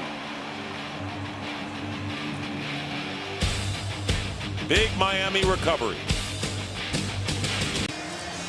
Randy Phillips, great job getting in there, stripping the ball, and look at where it is. It's right underneath him. He has a chance to actually recover this, but once the scrum emerges and everyone gets there, who knows how many times the ball exchanged hands and the Dolphins come up with it. Jonathan Amaya made the recovery. 1st down. Chad Henne in a tie game, stepping up out of the pocket, and down he goes, and Damakong Suh applies the exclamation point. That is only the 2nd sack for the Lions after McBride put the pressure on initially. You nailed it, partner. Turk McBride coming right at you, number 75, working against Jake Long, the Pro Bowl tackle. He makes Chad Henne step up right into the waiting arms of Ndamukong Suh for his 2nd sack of the ball game, but give credit to Turk McBride for forcing it. So the offensive line of the Dolphins have done a really good job. Only 2 sacks for a team that was 4th in the league coming in. It'll be 2nd down and 13. Back on the 28. Henne, and the pass to Devon Bess, and it is a catch. And right now for a game break, let's check in with Kurt Menefee. Kurt. A New England win at Buffalo, and they clinch home field advantage throughout the AFC playoffs. Tom Brady doing his part. 3 touchdown passes in the game. 34 on the year versus only 4 picks. He's also had 310 consecutive passes without an interception. Can you say MVP, Dick Charles? Home, away, bad weather, doesn't matter to this Patriot Express. And how about the way they've reshaped their offense from the time Randy Moss left, from long ball to small ball, and they continue to march on. 3rd down and 6. Henne looking for the receiver, and he finds Ronnie Brown for a 1st down out of the backfield. And Brown hit by Ty Hill, but not before an 8-yard pickup and a first down to the 43. And I thought a pretty nifty catch by Ronnie Brown. That ball was thrown to the back part of his body while he was moving away. Made the catch and continued upfield for the first down. Laura Oakman with us as well down on the sideline as the Lions looking for their 3rd in a row, and the Dolphins trying to win their 2nd home game of the year. And there's movement on the left side of the line. Pat McQuiston. Offense, number 79. 5-yard penalty remains first down. So McQuiston called for his 3rd penalty of the game. Corey Williams is right over the top of him, number 99, and he's giving him trouble all game long. Corey Williams very difficult to block and move. McQuiston jumping like a cat, and any little movement by Corey Williams, that's the 2nd time he's caught him today, moving quickly. Now it's 1st and 15. Henny on the slant, and it's caught by Brandon Marshall, and Marshall getting to the 49, just shy of midfield and about 5 yards short of a first down. Is that the same guy that has double-digit drops on the season that we saw drop one on 3rd and 5 that would have been a first down the last drive? That catch makes you wonder how he drops any. Perfectly done by a wide receiver, snatching it out of the air and moving it upfield. 2nd down and 6. And movement in the line and the penalty. And it will be offsides apparently against Encroachment, Detroit. defense, number 99, unabated to the quarterback. 5-yard penalty remains second down. How about Tom Brady has thrown 311 consecutive passes without an interception, breaking Bernie Kosar's record of 308. That's amazing. Especially when you consider what you said before, the type of weather he's played in recent games. And how about the 2 guys now, 1 and 2 on the record? New England, not exactly a warm weather site. Cleveland, definitely not a warm weather site where Kosar set the record. 2nd down and 1, and here's Ronnie Brown. And Brown appears to be shy of the first down by a short amount. DeAndre Levy closing the gap in on Brown with under 2.5 to play in the 3rd. And Dick, the 3rd guy on the list now at 294 straight without an interception, Bart Starr, Green Bay. Cold weather, definitely. And we go back to that Lombardi show that we saw on Broadway. Bart Starr, the quarterback in those great days. 3rd down and 1, and the handoff to Polite, and Lusaka Polite with a first down to the 45. That's what he's done all game today. He's gotten the key, 3rd and short yards, and one time on 4th down. You kind of know it's coming, but there's that slight hesitancy if you're a defense. You know why? You're wondering when they're going to fake it to him and try and get something big downfield, especially with that type of field position the Dolphins had there. Instead, they hand it off. Polite picks up another first down on 3rd and short. We've had some long drives by both teams in this game. First down, and the end around to Marlon Moore. Marlon Moore with speed stumbles forward, and they're going to mark it out at the 19-yard line. Another first down and a 16-yard play for the Dolphins. If Turk McBride does not trip him at all, I think that play could really break big. The defensive end for the Lions, McBride, hustling right there. He got just enough of him to make him stumble and go off balance. Right there. If he doesn't make that play, look at that. He's got blocker out in front. Someone ready to clean up. That could break big. From the 29, first down. Ricky Williams checks in at running back for Miami with 2 tight ends. Henny with protection up the middle, and it's caught by Mickey Schuler, and the rookie tight end is down at the 1. Mickey Schuler, whose dad played in the NFL to success out of Penn State, a big 28-yard play. He's going to get right into the seam and run up there, run up in the middle of it, and a well-thrown ball by Henny getting it to him. Welcome, Mickey Schuler. You now have your first catch for the Miami Dolphins. And just short of the touchdown, they're on the 1-yard line. Ray Finga is an eligible tight end, number 69, you see on the left, and the handoff is to Ronnie Brown.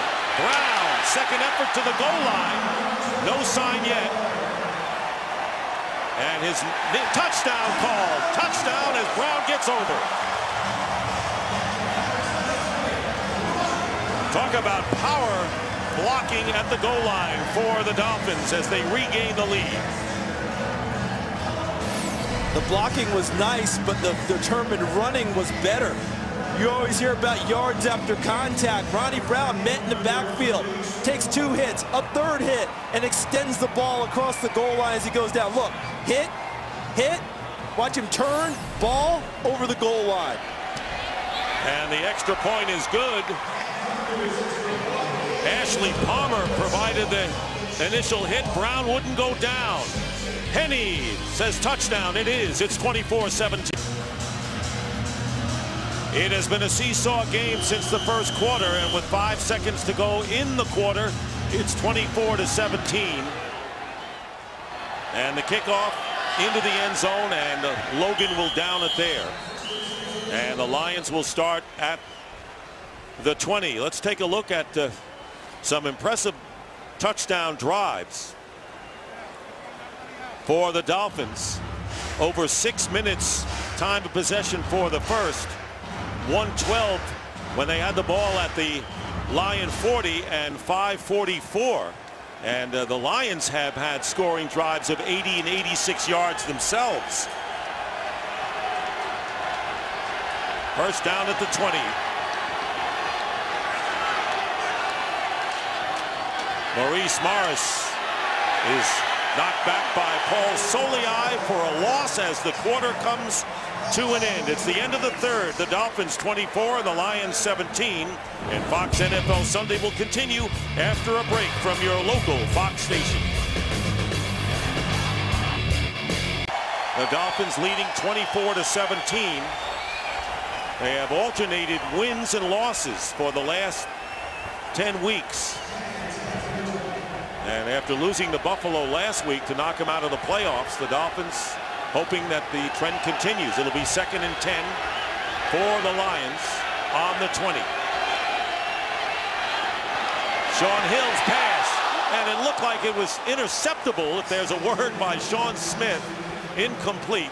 3rd and 10. Sean Smith or Chris Clemens reminded me of the play we saw last night. Arizona and Dallas. The last touchdown pass to Miles Austin. 2 guys had a chance to intercept it. No one got it. Miles Austin scored a touchdown. On this play, 2 Dolphins missed it. Fortunately, Calvin Johnson not able to come up with it for the Dolphins. You know, Charles, it looked like either a knuckleball or a sinker. Either way, a strike at the knees. Either way, it was incomplete. 3rd down and 10. Hill going underneath, unable to hold on, was Pettigrew, and nearly picked off by the Dolphins. And 4th down coming up, and Detroit will have to kick. What an NFC West season it's been with losing teams, as St. Louis and Seattle tied for first, but the Rams lead the 49ers 15-4 with about 3 to go in the third. If the 49ers lose, they'll be eliminated. 15-14 game, 1 point now for the Rams up at home. Nick Harris. Devon Bess muffs it and dives to the 39 or the 41, and Miami will take over, having scored the last time they had the ball. Wind playing havoc today. The Dolphins will start from the 38 as Sean Hill takes a breather. Dolphins leading by 7, and the handoff to Ricky Williams, and Williams gains about 4 yards. And for a game break, here's Kurt Menefee.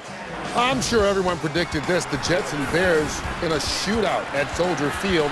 Jay Cutler's 3rd touchdown pass of the second half. 26 yards to Johnny Knox. Cutler's also run for 1. It's 38-31, and they're still in the 3rd quarter. Yeah, Dick and Charles, just what you expect from 2 of the top defenses, right? Right, Kurt. As you see, the Jets can nail down the playoff berth with a victory, and the Bears can clinch one of the top 2 seeds, the 2nd seed, if they win. 2nd down and 5, and Ricky Williams outside is about 1.5 yards shy of the first down thanks to Damakung Su. He gets 4 yards. That's right tackle Leiden Murtha, who's hurting out of the game. So Joe Berger is now the center. Richie Incognito moves to left guard, and Pat McQuiston takes Murtha's place at right tackle. 3rd down and 1. And Penny to throw on 3rd and 1, and he completes it to Brandon Marshall.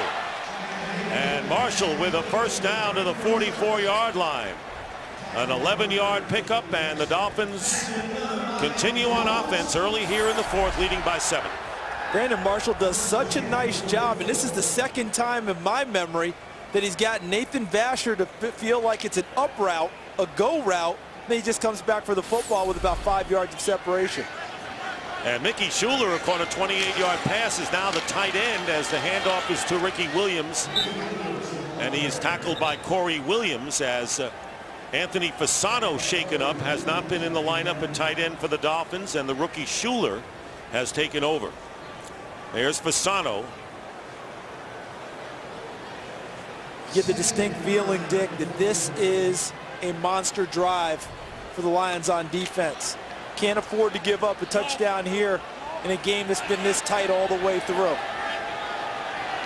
Wildcat right now for the Dolphins. The first time they've used it. Ronnie Brown handing off to Ricky Williams, and Williams breaks a tackle.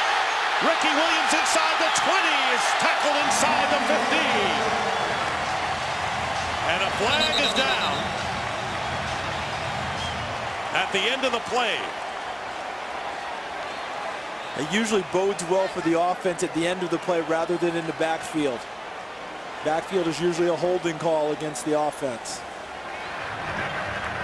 Personal foul, defense number 94 with the horse collar tackle. This penalty against us happened. That's exactly what it is by Lawrence Jackson. Always remember this about the Wildcat. It sounds like a finesse formation. Most people, when they're running Wildcat, and there's the horse collar at the end by Lawrence Jackson, 94 on Ricky Williams, it is a power running formation. And Ricky Williams showed us that in breaking a couple of tackles early before getting it downfield for a big first down. And if you get in the jersey, it's like getting in the shoulder pads for the horse collar. It'll be 1st and goal at the 7. Here is Ronnie Brown running, and Brown is down to the 2, and another flag is down back at the 12-yard line. And that one's in the backfield, Dick. That throw from the umpire. Holding, offense number 77, 10-yard penalty, repeat first down. And Jake Long, the left tackle, who has played with a shoulder harness this year because of an injury.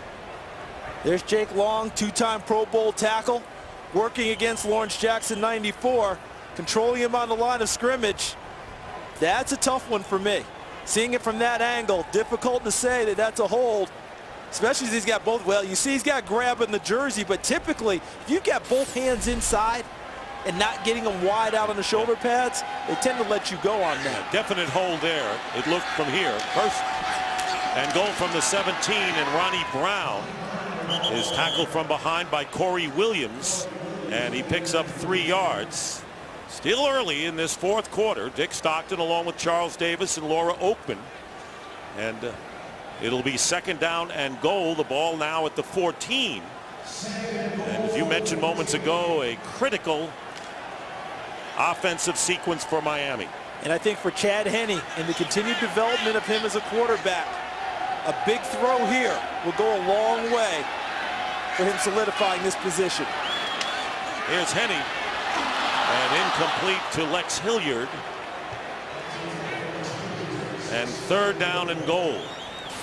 This is not the throw they had in mind. They ended up checking it down. He wanted to push it downfield, ended up checking it down, and he's really shortened to the outside and is well defended by Nathan Vasher. Henne 21 of 29 for 209 yards and a score. Ronnie Brown has gained 28, not much of a rushing attack. And Brandon Marshall 7 for 76. You got Marshall out wide and Bess in the slot. Ronnie Brown runs into a wall, and Brown is down at the 10-yard line, and the crowd critical of the calls, I guess, here. And a 4-yard gain will bring Dan Carpenter onto the field to try to extend the Dolphin lead to 10. And I get what Tony Sperano and Dan Henning are thinking, trying to get this lead up to 10 with 10 minutes to go. Points haven't exactly been easy to come by today, but I would have liked to have seen them press it downfield. Help Chad Henne develop as a quarterback by making a big throw in a key situation. 28-yard attempt for Carpenter.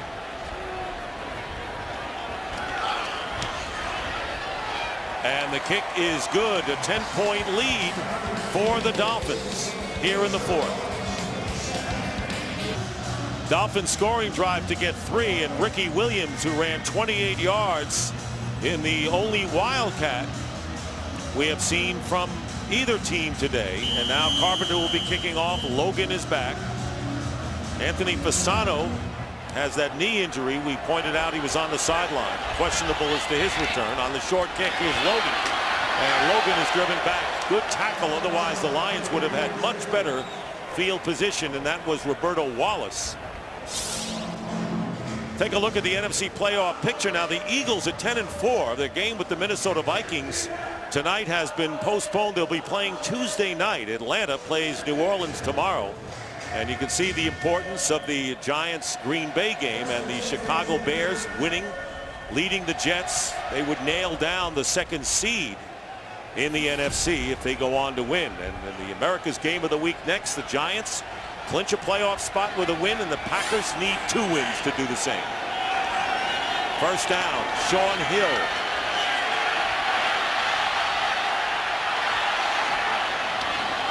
And Scheffler makes the catch, and a first down. Tony Scheffler, after much delay, found himself to get open. His first catch of the game. And watch Tony Scheffler, number 85. He's watching his quarterback in trouble in the backfield. Now he continues to work and move against Jeremiah Bell, and finally makes the move inside, then back outside, and presents himself as a target as Shaun Hill kept the play alive and then found Scheffler downfield. Well done by the 2 of them. And they pick up 15. And the wind down on the field is fierce. Even when they place the ball, forget about a tee just on the ground, it rolls away. And there's a cap as well. They don't need that. First and 10, handoff to Job at best. And a good play by Sean Smith. We have another penalty. Thrown by the referee and the umpire. 3 yards by Best pending. Holding, offense number 84. 10-yard penalty, repeat first down. It's not been the best day thus far for Brandon Pettigrew since early in the game. When on a touchdown drive, he caught 3 passes, including one for 6, the payoff. Since then, a few drops, now holding penalty. Not good. And Calvin Johnson is on the sideline right now. Johnson has 4 catches for 52 yards, but a couple of big ones. Lyden Murtha, by the way, the offensive lineman, head injury, questionable for the Dolphins. First and 20, back on the 34 of the Lions. Hill drills it, and it's caught, and a first down, and Pettigrew makes the play, and a first down into Dolphin territory for the 43, a gain of 23.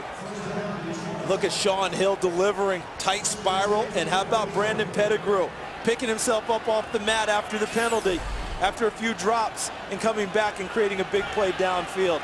Shaun Hill, 12 of 19, throwing with a broken right index finger. And a first down at the 43 of the Dolphins. Hill trying to get it to Burleson, and he gets hit by Jeremiah Bell. Simultaneously, it'll go incomplete, bringing up 2nd and 10. And what are the first words Shaun Hill says to Nate Burleson when he gets back to the huddle, Dick?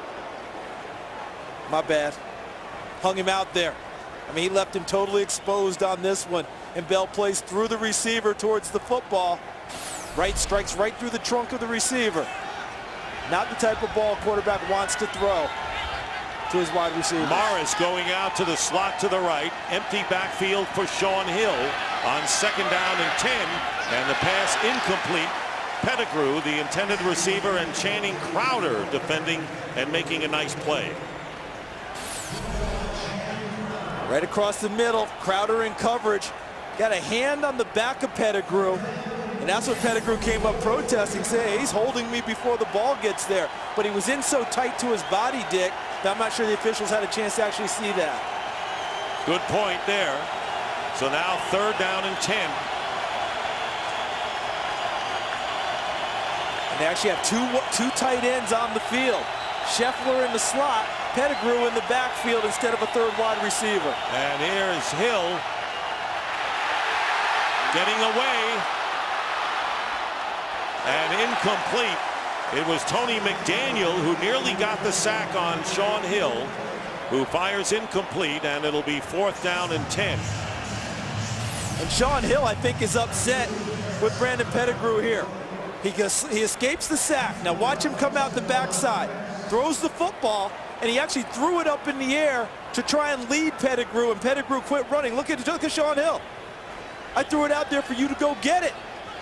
Didn't happen. And what also didn't happen was Calvin Johnson not in there in that last series at all. And here is the kick to try to keep it in play. Devon Best with the fair catch right at the 10. So Hill obviously frustrated here, and Pettigrew not getting there. We'll be right back. It's like Shaun Hill is still frustrated over that last play when Pettigrew didn't get there, but the Dolphins with a 10-point lead, 1st down with 7.5 to go. 2 tight ends. Ronnie Brown is in the game, and Ronnie Brown maybe a yard.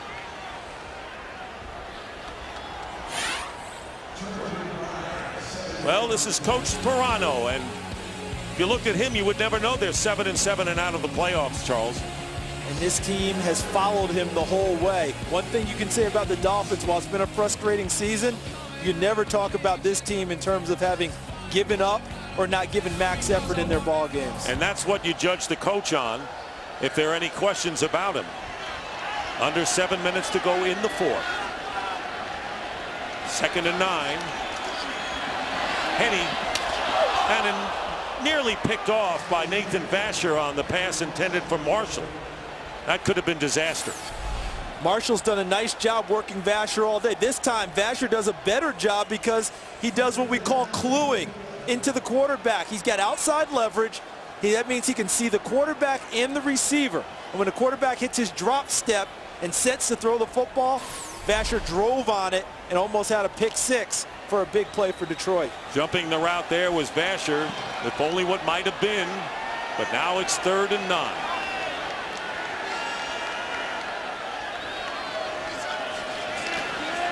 Henny with a designed rollout, and on the run completes it to Brandon Marshall, and Marshall will have a 1st down. A big 3rd down play by the Dolphins will move the chains out to the 21. Frankly, this is back-to-back questionable throws by Chad Henne, and Brandon Marshall bails him out on this one because this is a ball that really should have been knocked away at the least by Ty Hill. But Brandon Marshall's strength comes up with the football, shakes off 2 tacklers, and turns it upfield for additional yardage and a key 1st down. 8 catches for 87 yards for Brandon Marshall, and a 1st down at the 22. And look at the Dolphins taking the play clock down into 5-second territory before the ball snaps. And the pitch to Ronnie Brown. And Brown gives ground and will lose some thanks to Nathan Vasher, who forced the play, and the loss will be 6 yards. But in the last series, you remember the Dolphins played it conservatively offensively, went for the field goal. They rely so much on what Mike Nolan's defense has done here, wanting to use the clock here, but they're still hemmed up in their own zone. But that field goal you alluded to is giving them that 10-point cushion that feels real good with a Mike Nolan defense. Milking the clock now, worst case scenario is punting the football away for the Dolphins. 2nd down and 16. Fake handoff to Ronnie Brown. And this pass is incomplete for a game break. Here's Kurt Menefee. St. Louis trying to hold on and win the NFC West. All they have to do is win their final 2 games. This hookup between Sam Bradford and Denario Alexander looked like a touchdown, but Alexander was out at the 3-yard line. No worry. They scored the very next play and lead at 22-14 with 9.5 to go. They win this week and next week against Seattle. They're West champs. Dick and Charles. How about those Rams and what they've done? I don't care about 6 and 8 compared to what they were, Charles. Remember, they were 6-42 of their previous 48 games coming into this season. 3rd down and 16. Henny hands off to Ronnie Brown. And Brown carries it out beyond the 25. They'll be shy of a first down by about 7.5 yards. And the Dolphins will have to kick as DeAndre Levy stops Brown after a pickup of 10. Clock stops at 5:01 to go, and a timeout called for by the Lions. It's their first. I'm sorry, Dick. The Dolphins did a nice job there in terms of trying to use clock as much as possible, letting this series end in a kick with a 10-point lead. And now for Stephon Logan, you talk about the wind. We saw earlier he had trouble fielding a punt. He's got to secure this one for the Lions. And the Lions needing 2 scores in this game with 5:01 to go, and now with 2 timeouts left, as Fields will kick from about his 12.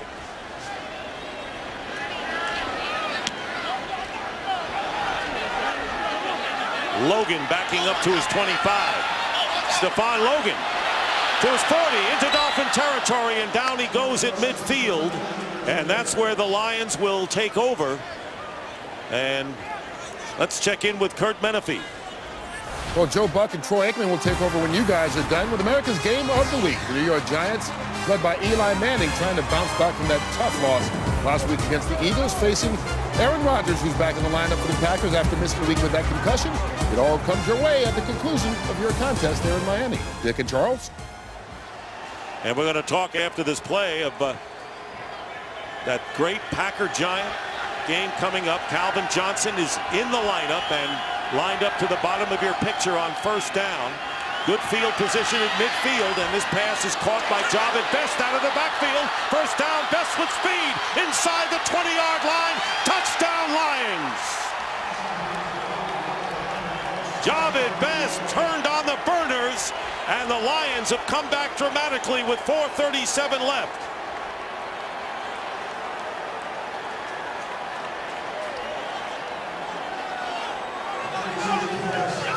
And that quiets the crowd here in Miami. Rookie Javid Best, first-round pick from the University of California, and the Lions on the verge of being 3 points behind as Dave Rayner with the point after. And the kick is good, and you know how tenuous that can be if you watched the Cowboys and the Cardinals last night. So it's 27-24. And look at Best coming through the wash in the middle of the field, and then downfield, number 13, Nate Burleson working on Vontae Davis. Terrific block. Allows Best to burst into the end zone. And look at Burleson. He sees the play. Now he knows what's in front of him. Kind of stalk blocks Vontae Davis and then pushes him over as Best darts into the end zone. Javid Best, the leading rusher on the Lions and the 3rd leading receiver. And a 53-yard touchdown play. And coming in, led all NFL rookies in rushing and receiving yards combined. And it's 27-24. And we want to take time out and thank our outstanding production and technical team working over this Christmas weekend to bring you the game. Our producer, Pete Macheska, and our director, Artie Kepner. Fran Morrison, our associate director, and a whole host of great people in our tribe. And I think right now the Dolphins have to have learned from the Giants and the Eagles last week. You better play and not retreat until they kick this ball deep. Patrick Cobbs waiting to return the kick from Dave Rayner. This is the shortest kick in that direction we've had today. From the goal line is Cobbs. And Cobbs brings it out near the 30-yard line, where he is upended by Eric King. A return of 28 yards, and the Dolphins, with 4:31 left, each team has 2 timeouts remaining. And now pressure shifts back to the Dolphins offense. Things were rocking easy. Up 10, you're relying on Mike Nolan's defense. They didn't get the stop that you expected. Not on the last series. Now with a 3-point lead, 4:31, you can't sit on it quite as much as they did the previous series. Brandon Marshall to the left. Lines up. 1st and 10. Ricky Williams with a handoff, and he is hit by Bobby Carpenter, who makes the play, and a loss of 1 on first down. Interesting that the Lions playing for the run on first down. 4 down linemen, 4 linebackers. Not a normal alignment that you see, but they used it to great effectiveness there on 1st and 10, playing the Dolphins for the run strictly. Miami Dolphins have dominated the running game, where in the last 4 games, the Lions have rushed in impressive fashion, including 181 yards last week against Tampa Bay. 2nd down and 11. Play action. Henne gets hit as he lets it go, and the ball flutters incomplete. Carpenter had the best chance to pick it up. And a lot of Miami fans and players holding their breaths. It'll be 3rd down and 11. Went with the play fake, but look at the pressure right in his face. Forcing the ball up in the air. Carpenter almost coming up with it. Lions now with 3rd and long. Dolphins actually have a real decision to make here about what they do. How conservative do you get here with a 3-point lead? And Chad Henne, who's played pretty well up until the last couple of series, needs a big throw if they put the ball in his hands. And they need that offensive line to protect for people like Corey Williams coming in strong. And we'll have a whistle and a timeout called by the Dolphins, their 2nd. And they have 1 timeout remaining. Right now, let's send it down to Laura Oakman. Well, we're going to talk about a little holiday spirit, because this week Ndamukong Suh showed off his heart and his dance moves at a Detroit Children's Hospital, where Suh surprised patients by showing up and taking them on in a dance off, you guys. A 6'4", 304-pound lineman, looking pretty light on his feet, dancing to the new Michael Jackson Wii video game. He's supporting the Experience the Glove campaign that helps children around the world. Big talent, big heart. We love that combo, and guys. How about the dance moves he has on the field? They're pretty darn good. I think they were dancing to the Michael Jackson soundtrack there. I think Thriller was involved, and he says Suh thought he won the contest, but the kids thought otherwise. 3rd and 11. The Dolphins have not run off much time on the clock. And that was their chief mission here on this possession. And here comes that pass rush of the Detroit Lions. Henne, and it's intercepted by Nathan Vasher. And Vasher gives the Lions the ball at the 36. A huge pick by Vasher, who has really played outstanding here late in the game. And when it was time to make the big throw, Chad Henne did not come through. Ball too far out in front of his intended target. Mickey Schuler had him there, inaccurate with the throw. Vasher with a nice catch. The Lions in business with an opportunity to go ahead in this ball game. And that is Nathan Vasher's 1st interception of the season. And the Lions now with the ball at the 36.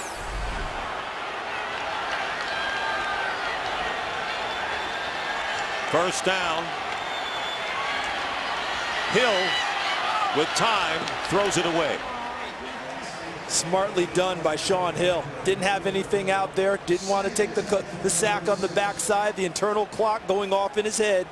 Got rid of the football. Goes to 2nd and 10. Interesting, Charles, that Calvin Johnson has not been in the lineup. He wasn't in the last series.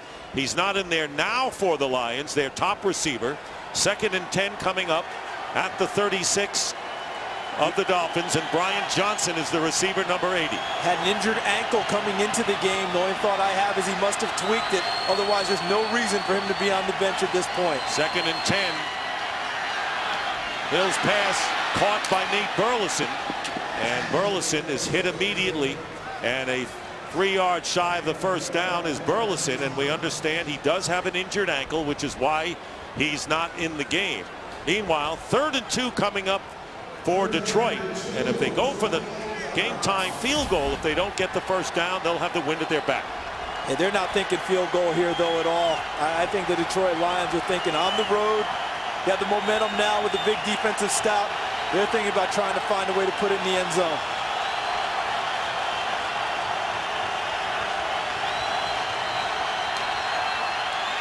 Hill, and it's dropped by Brian Clark. Clark was free and had room to run, but could not hold on. So 4th down coming up, and Dave Rayner will come on to try to tie it. Brian Clark, number 87, working against Benny Sapp. That ball's right where it's supposed to be, and it was a nice adjustment by Sean Hill because he wanted a wheel route to the outside. The job at best going down the sideline. Didn't have it, came back to Clark. 47-yard attempt by Rayner to try to tie this game.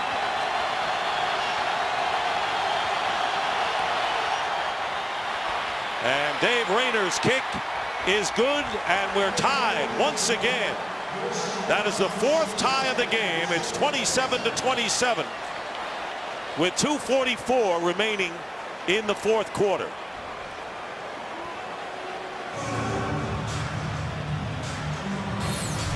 We've seen gutsy performances on both sides today, haven't we?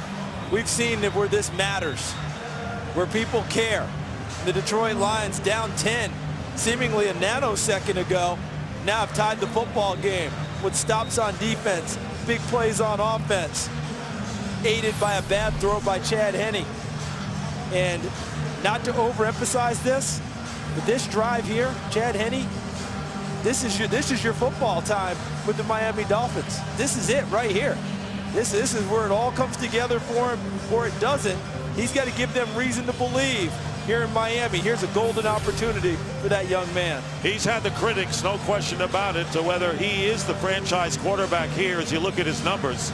And the Dolphins, meanwhile, the last time they had the ball, on 3 plays, used up only 40 seconds on the clock. That is really not acceptable for a team with a lead trying to keep the ball away from the Lions offense. So Rayner kicking off. Patrick Cobbs will down it, and the Dolphins will go to the 20 to start off this drive. The Lions defense helping them get back into it, and they've been hitting all game long, starting with Ashley Palmer on special teams. And there, tripped up before the sack by Ndamukong Suh. Another one, that one forced by Turk McBride. Then the overthrow on the last offensive possession by Miami. Nathan Vasher with the interception that led to the game-tying field goal by Dave Rayner. Lions have 10 points off of 2 Dolphin turnovers in this game. The last one was a big one to tie the game. First down, and Henne has the ball tipped incomplete. And it was Cliff Averill who got a hand on it, and Spivey trying to make the play downfield. Second down and 10. This crowd not appreciative of what the Dolphin offense has done here in this fourth quarter. I watched the tape of Miami and Buffalo, their last game here, and read the comments of the Buffalo defenders who felt like they could get hands in the passing lane because Chad Henne, with his delivery, balls were low often and could be batted and knocked away. We've seen a lot of evidence of that in the last 2 series. 5 receivers lined up, empty backfield for Henne against a good pass rushing team, and Suh gets a hand on him, and Henne goes down after picking up 2 yards. And the clock runs under 2.5 to play. And this rush now has gotten Chad Henne to drop his eyes. What I mean by that is, as soon as the rush gets there, he no longer focuses downfield. Once he takes that focus from downfield, he's not looking back up in order to try and make a play with his arm. He's just trying to survive back there. So the pass rush has really gotten to him at this point. Lions will call their second timeout, so each team has 1. And so a tight game going into the late stages at 27 all, and the Detroit Lions trying to win back-to-back road games for the first time in 6 years, and Tony Sperano's Miami Dolphins trying to win their second home game, coming in 1-6 on the year. And you'd have to say at this point, Dolphins had a 10-point lead at 27-17. with Carpenter's field goal early in the 4th, and it's been dissipated. 3rd and 8. Henne, and it's intercepted. DeAndre Levy still on his feet. Levy is going to score, and the Lions take the lead.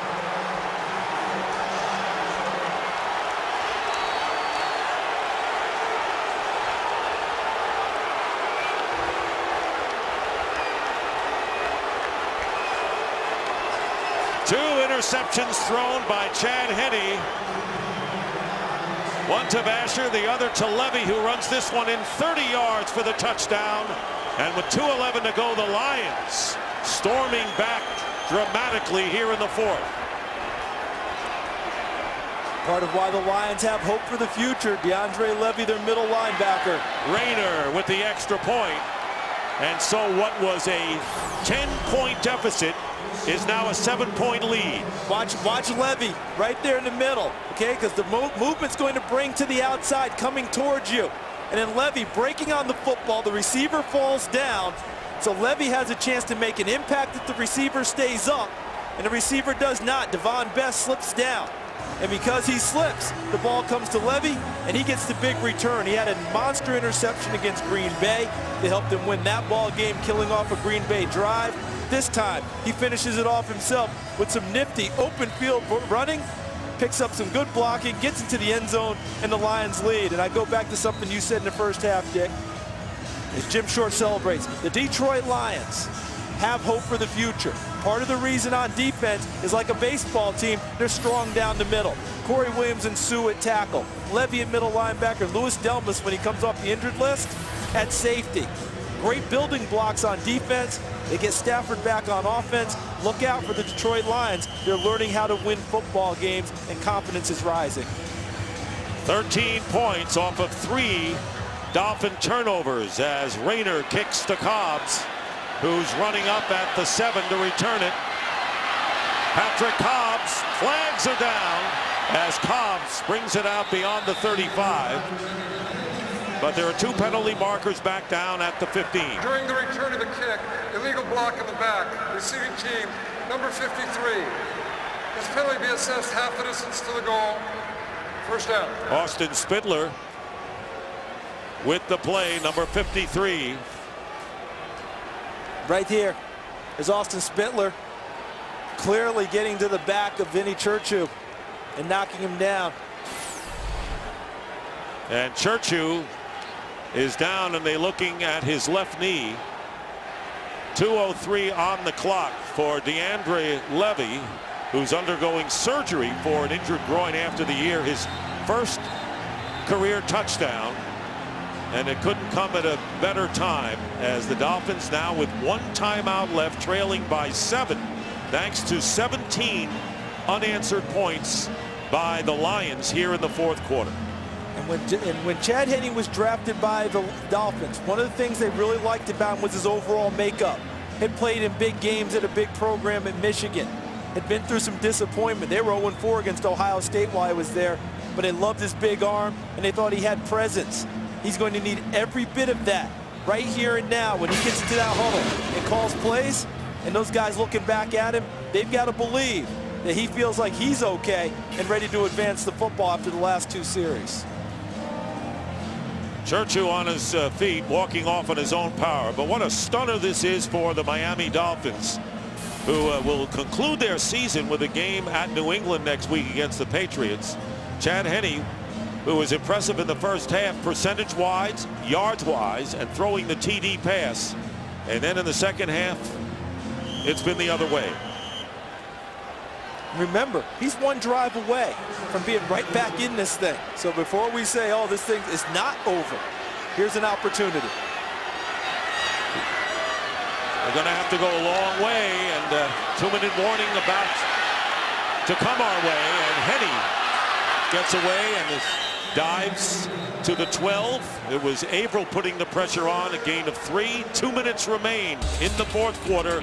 We'll be back here in Miami in just a moment. 1:55 left on the clock. It'll be 2nd down and 6 for the Dolphins. Deep in their own territory. Henne trying to get away, but Sue will catch up to him with that right arm, and the free ball, and a flag is down as well right at the 10. Could be a face mask on the scramble. The Lions are talking about holding as they made the pass rush.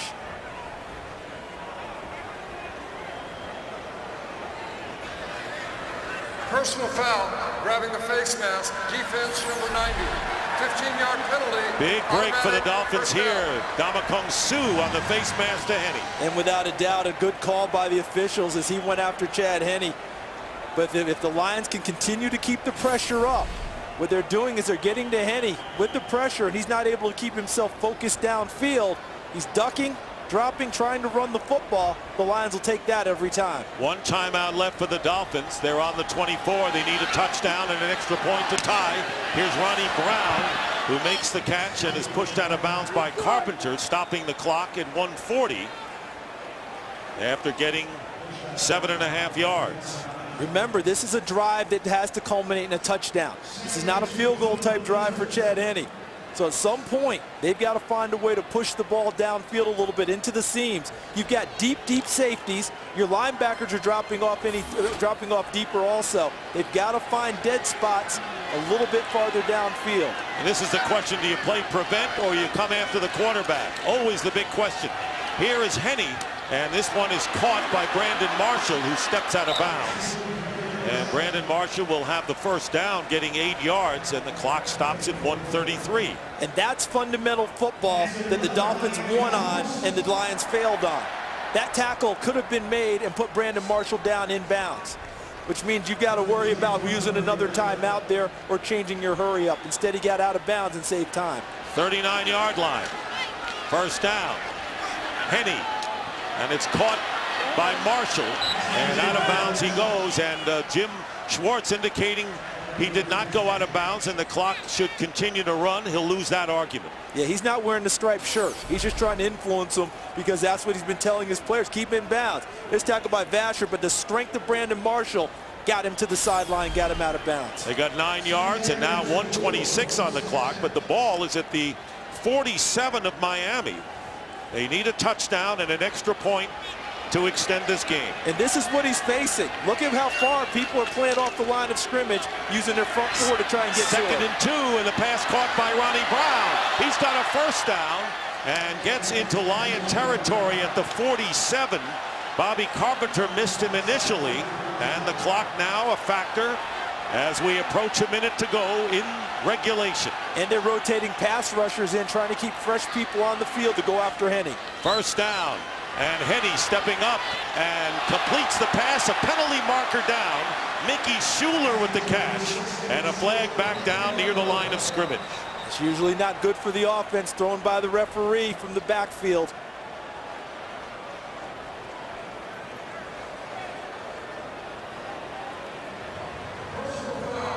Block, number 64 offense. 15-yard penalty, repeat first down.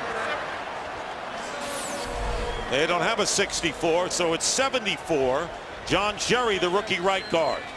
And that was when they talk about the chop block. Watch in the middle, right there, because you've got a guy engaged up top. That's called posting and pinning. Okay, you got a guy engaged up top, you chop him down low. You can't do that. When he's engaged up top with someone, you cannot go low at his legs because he's already there with one other blocker. So now it'll be 1st and 25. See, they're going to rush forward, Dick, and drop 7 almost every time now. And here is Henne going underneath to Ricky Williams. And Williams just getting into Lion territory, and now the clock running as we wind to 40 seconds to go. Domicong Suh was replaced by Sammy Hill. And the penalty flag goes down. I wonder if it's delay on Detroit. That's it. Against defense for holding the ball and not getting off the pile. 5-yard penalty. And that's a break for the Dolphins, who have one timeout left and still have the ability to go deep for a pass to try to tie it up. See, right here, they're trying to get everyone, and there, see, right there, Turk McBride won't give the football up, trying to conserve some, let the time run. Went a little bit too far. That worked for Chuck Bednarik in the Eagles-Packers championship game in the 60s. You can't remember 1960. that. Not here, not now. And now the Dolphins still have that one timeout in their bag. Charles, you weren't even born then. I can read. Watch a little tape. You know, that was the only playoff game that Vince Lombardi ever lost. Down should be 2nd. Correction. It'll be 2nd down, so Chad Henne 5 for 5 on this drive, and it will only mean something if the Dolphins can get a touchdown. Domicong Suh, who was out before, is in the group now up front. 2nd down and 7. Look at the bunch to the right. And here's Henne. And Henne has it batted in the air by Domicong Suh, incomplete. And it'll be 3rd down and 7. And now 27 seconds showing on the clock. Well, I don't get a vote, but if I had one, that's my NFL Defensive Rookie of the Year right there, number 90 for the Detroit Lions. He does everything.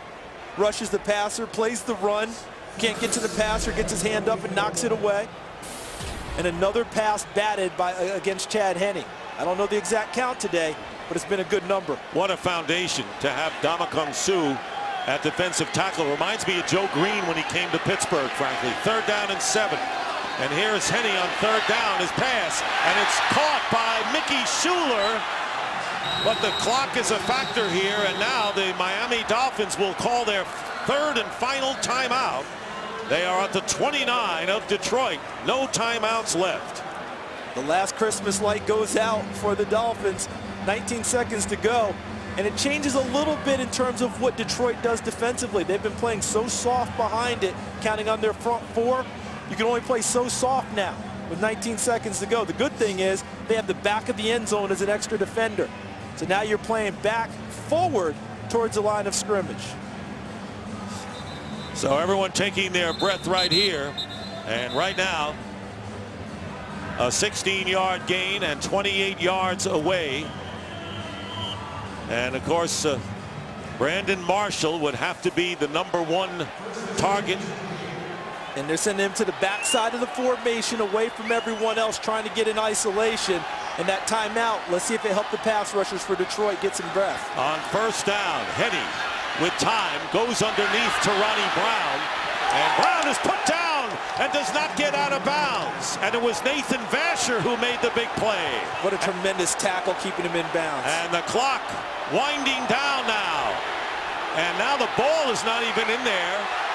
Time has run out, and the Lions coming onto the field. Vasher with a great tackle and a big interception. And the Lions will win the game 34-27. So the Dolphins finish 1-7 at home, tying their worst home record set in '07. And a huge win for the Lions. And here's the play for the Lions that seals it. Nathan Vasher allowed the runner out of bounds earlier in the drive. They lit him up for that. How about that? Learning on the hurry, keeping Ronnie Brown in bounds. Brown trying to jump over him to get to the sideline, and he takes him down. Center can't find the ball. That's because the ball's not there yet. They have not had a chance to spot it after the tackle by Vasher. Here they come to drop it in there. The umpire, game over. So the Lions have won their 3rd in a row for the first time in 6 years, and have won back-to-back road games for the first time since '04, and finally beat the Dolphins on the road after losing 4.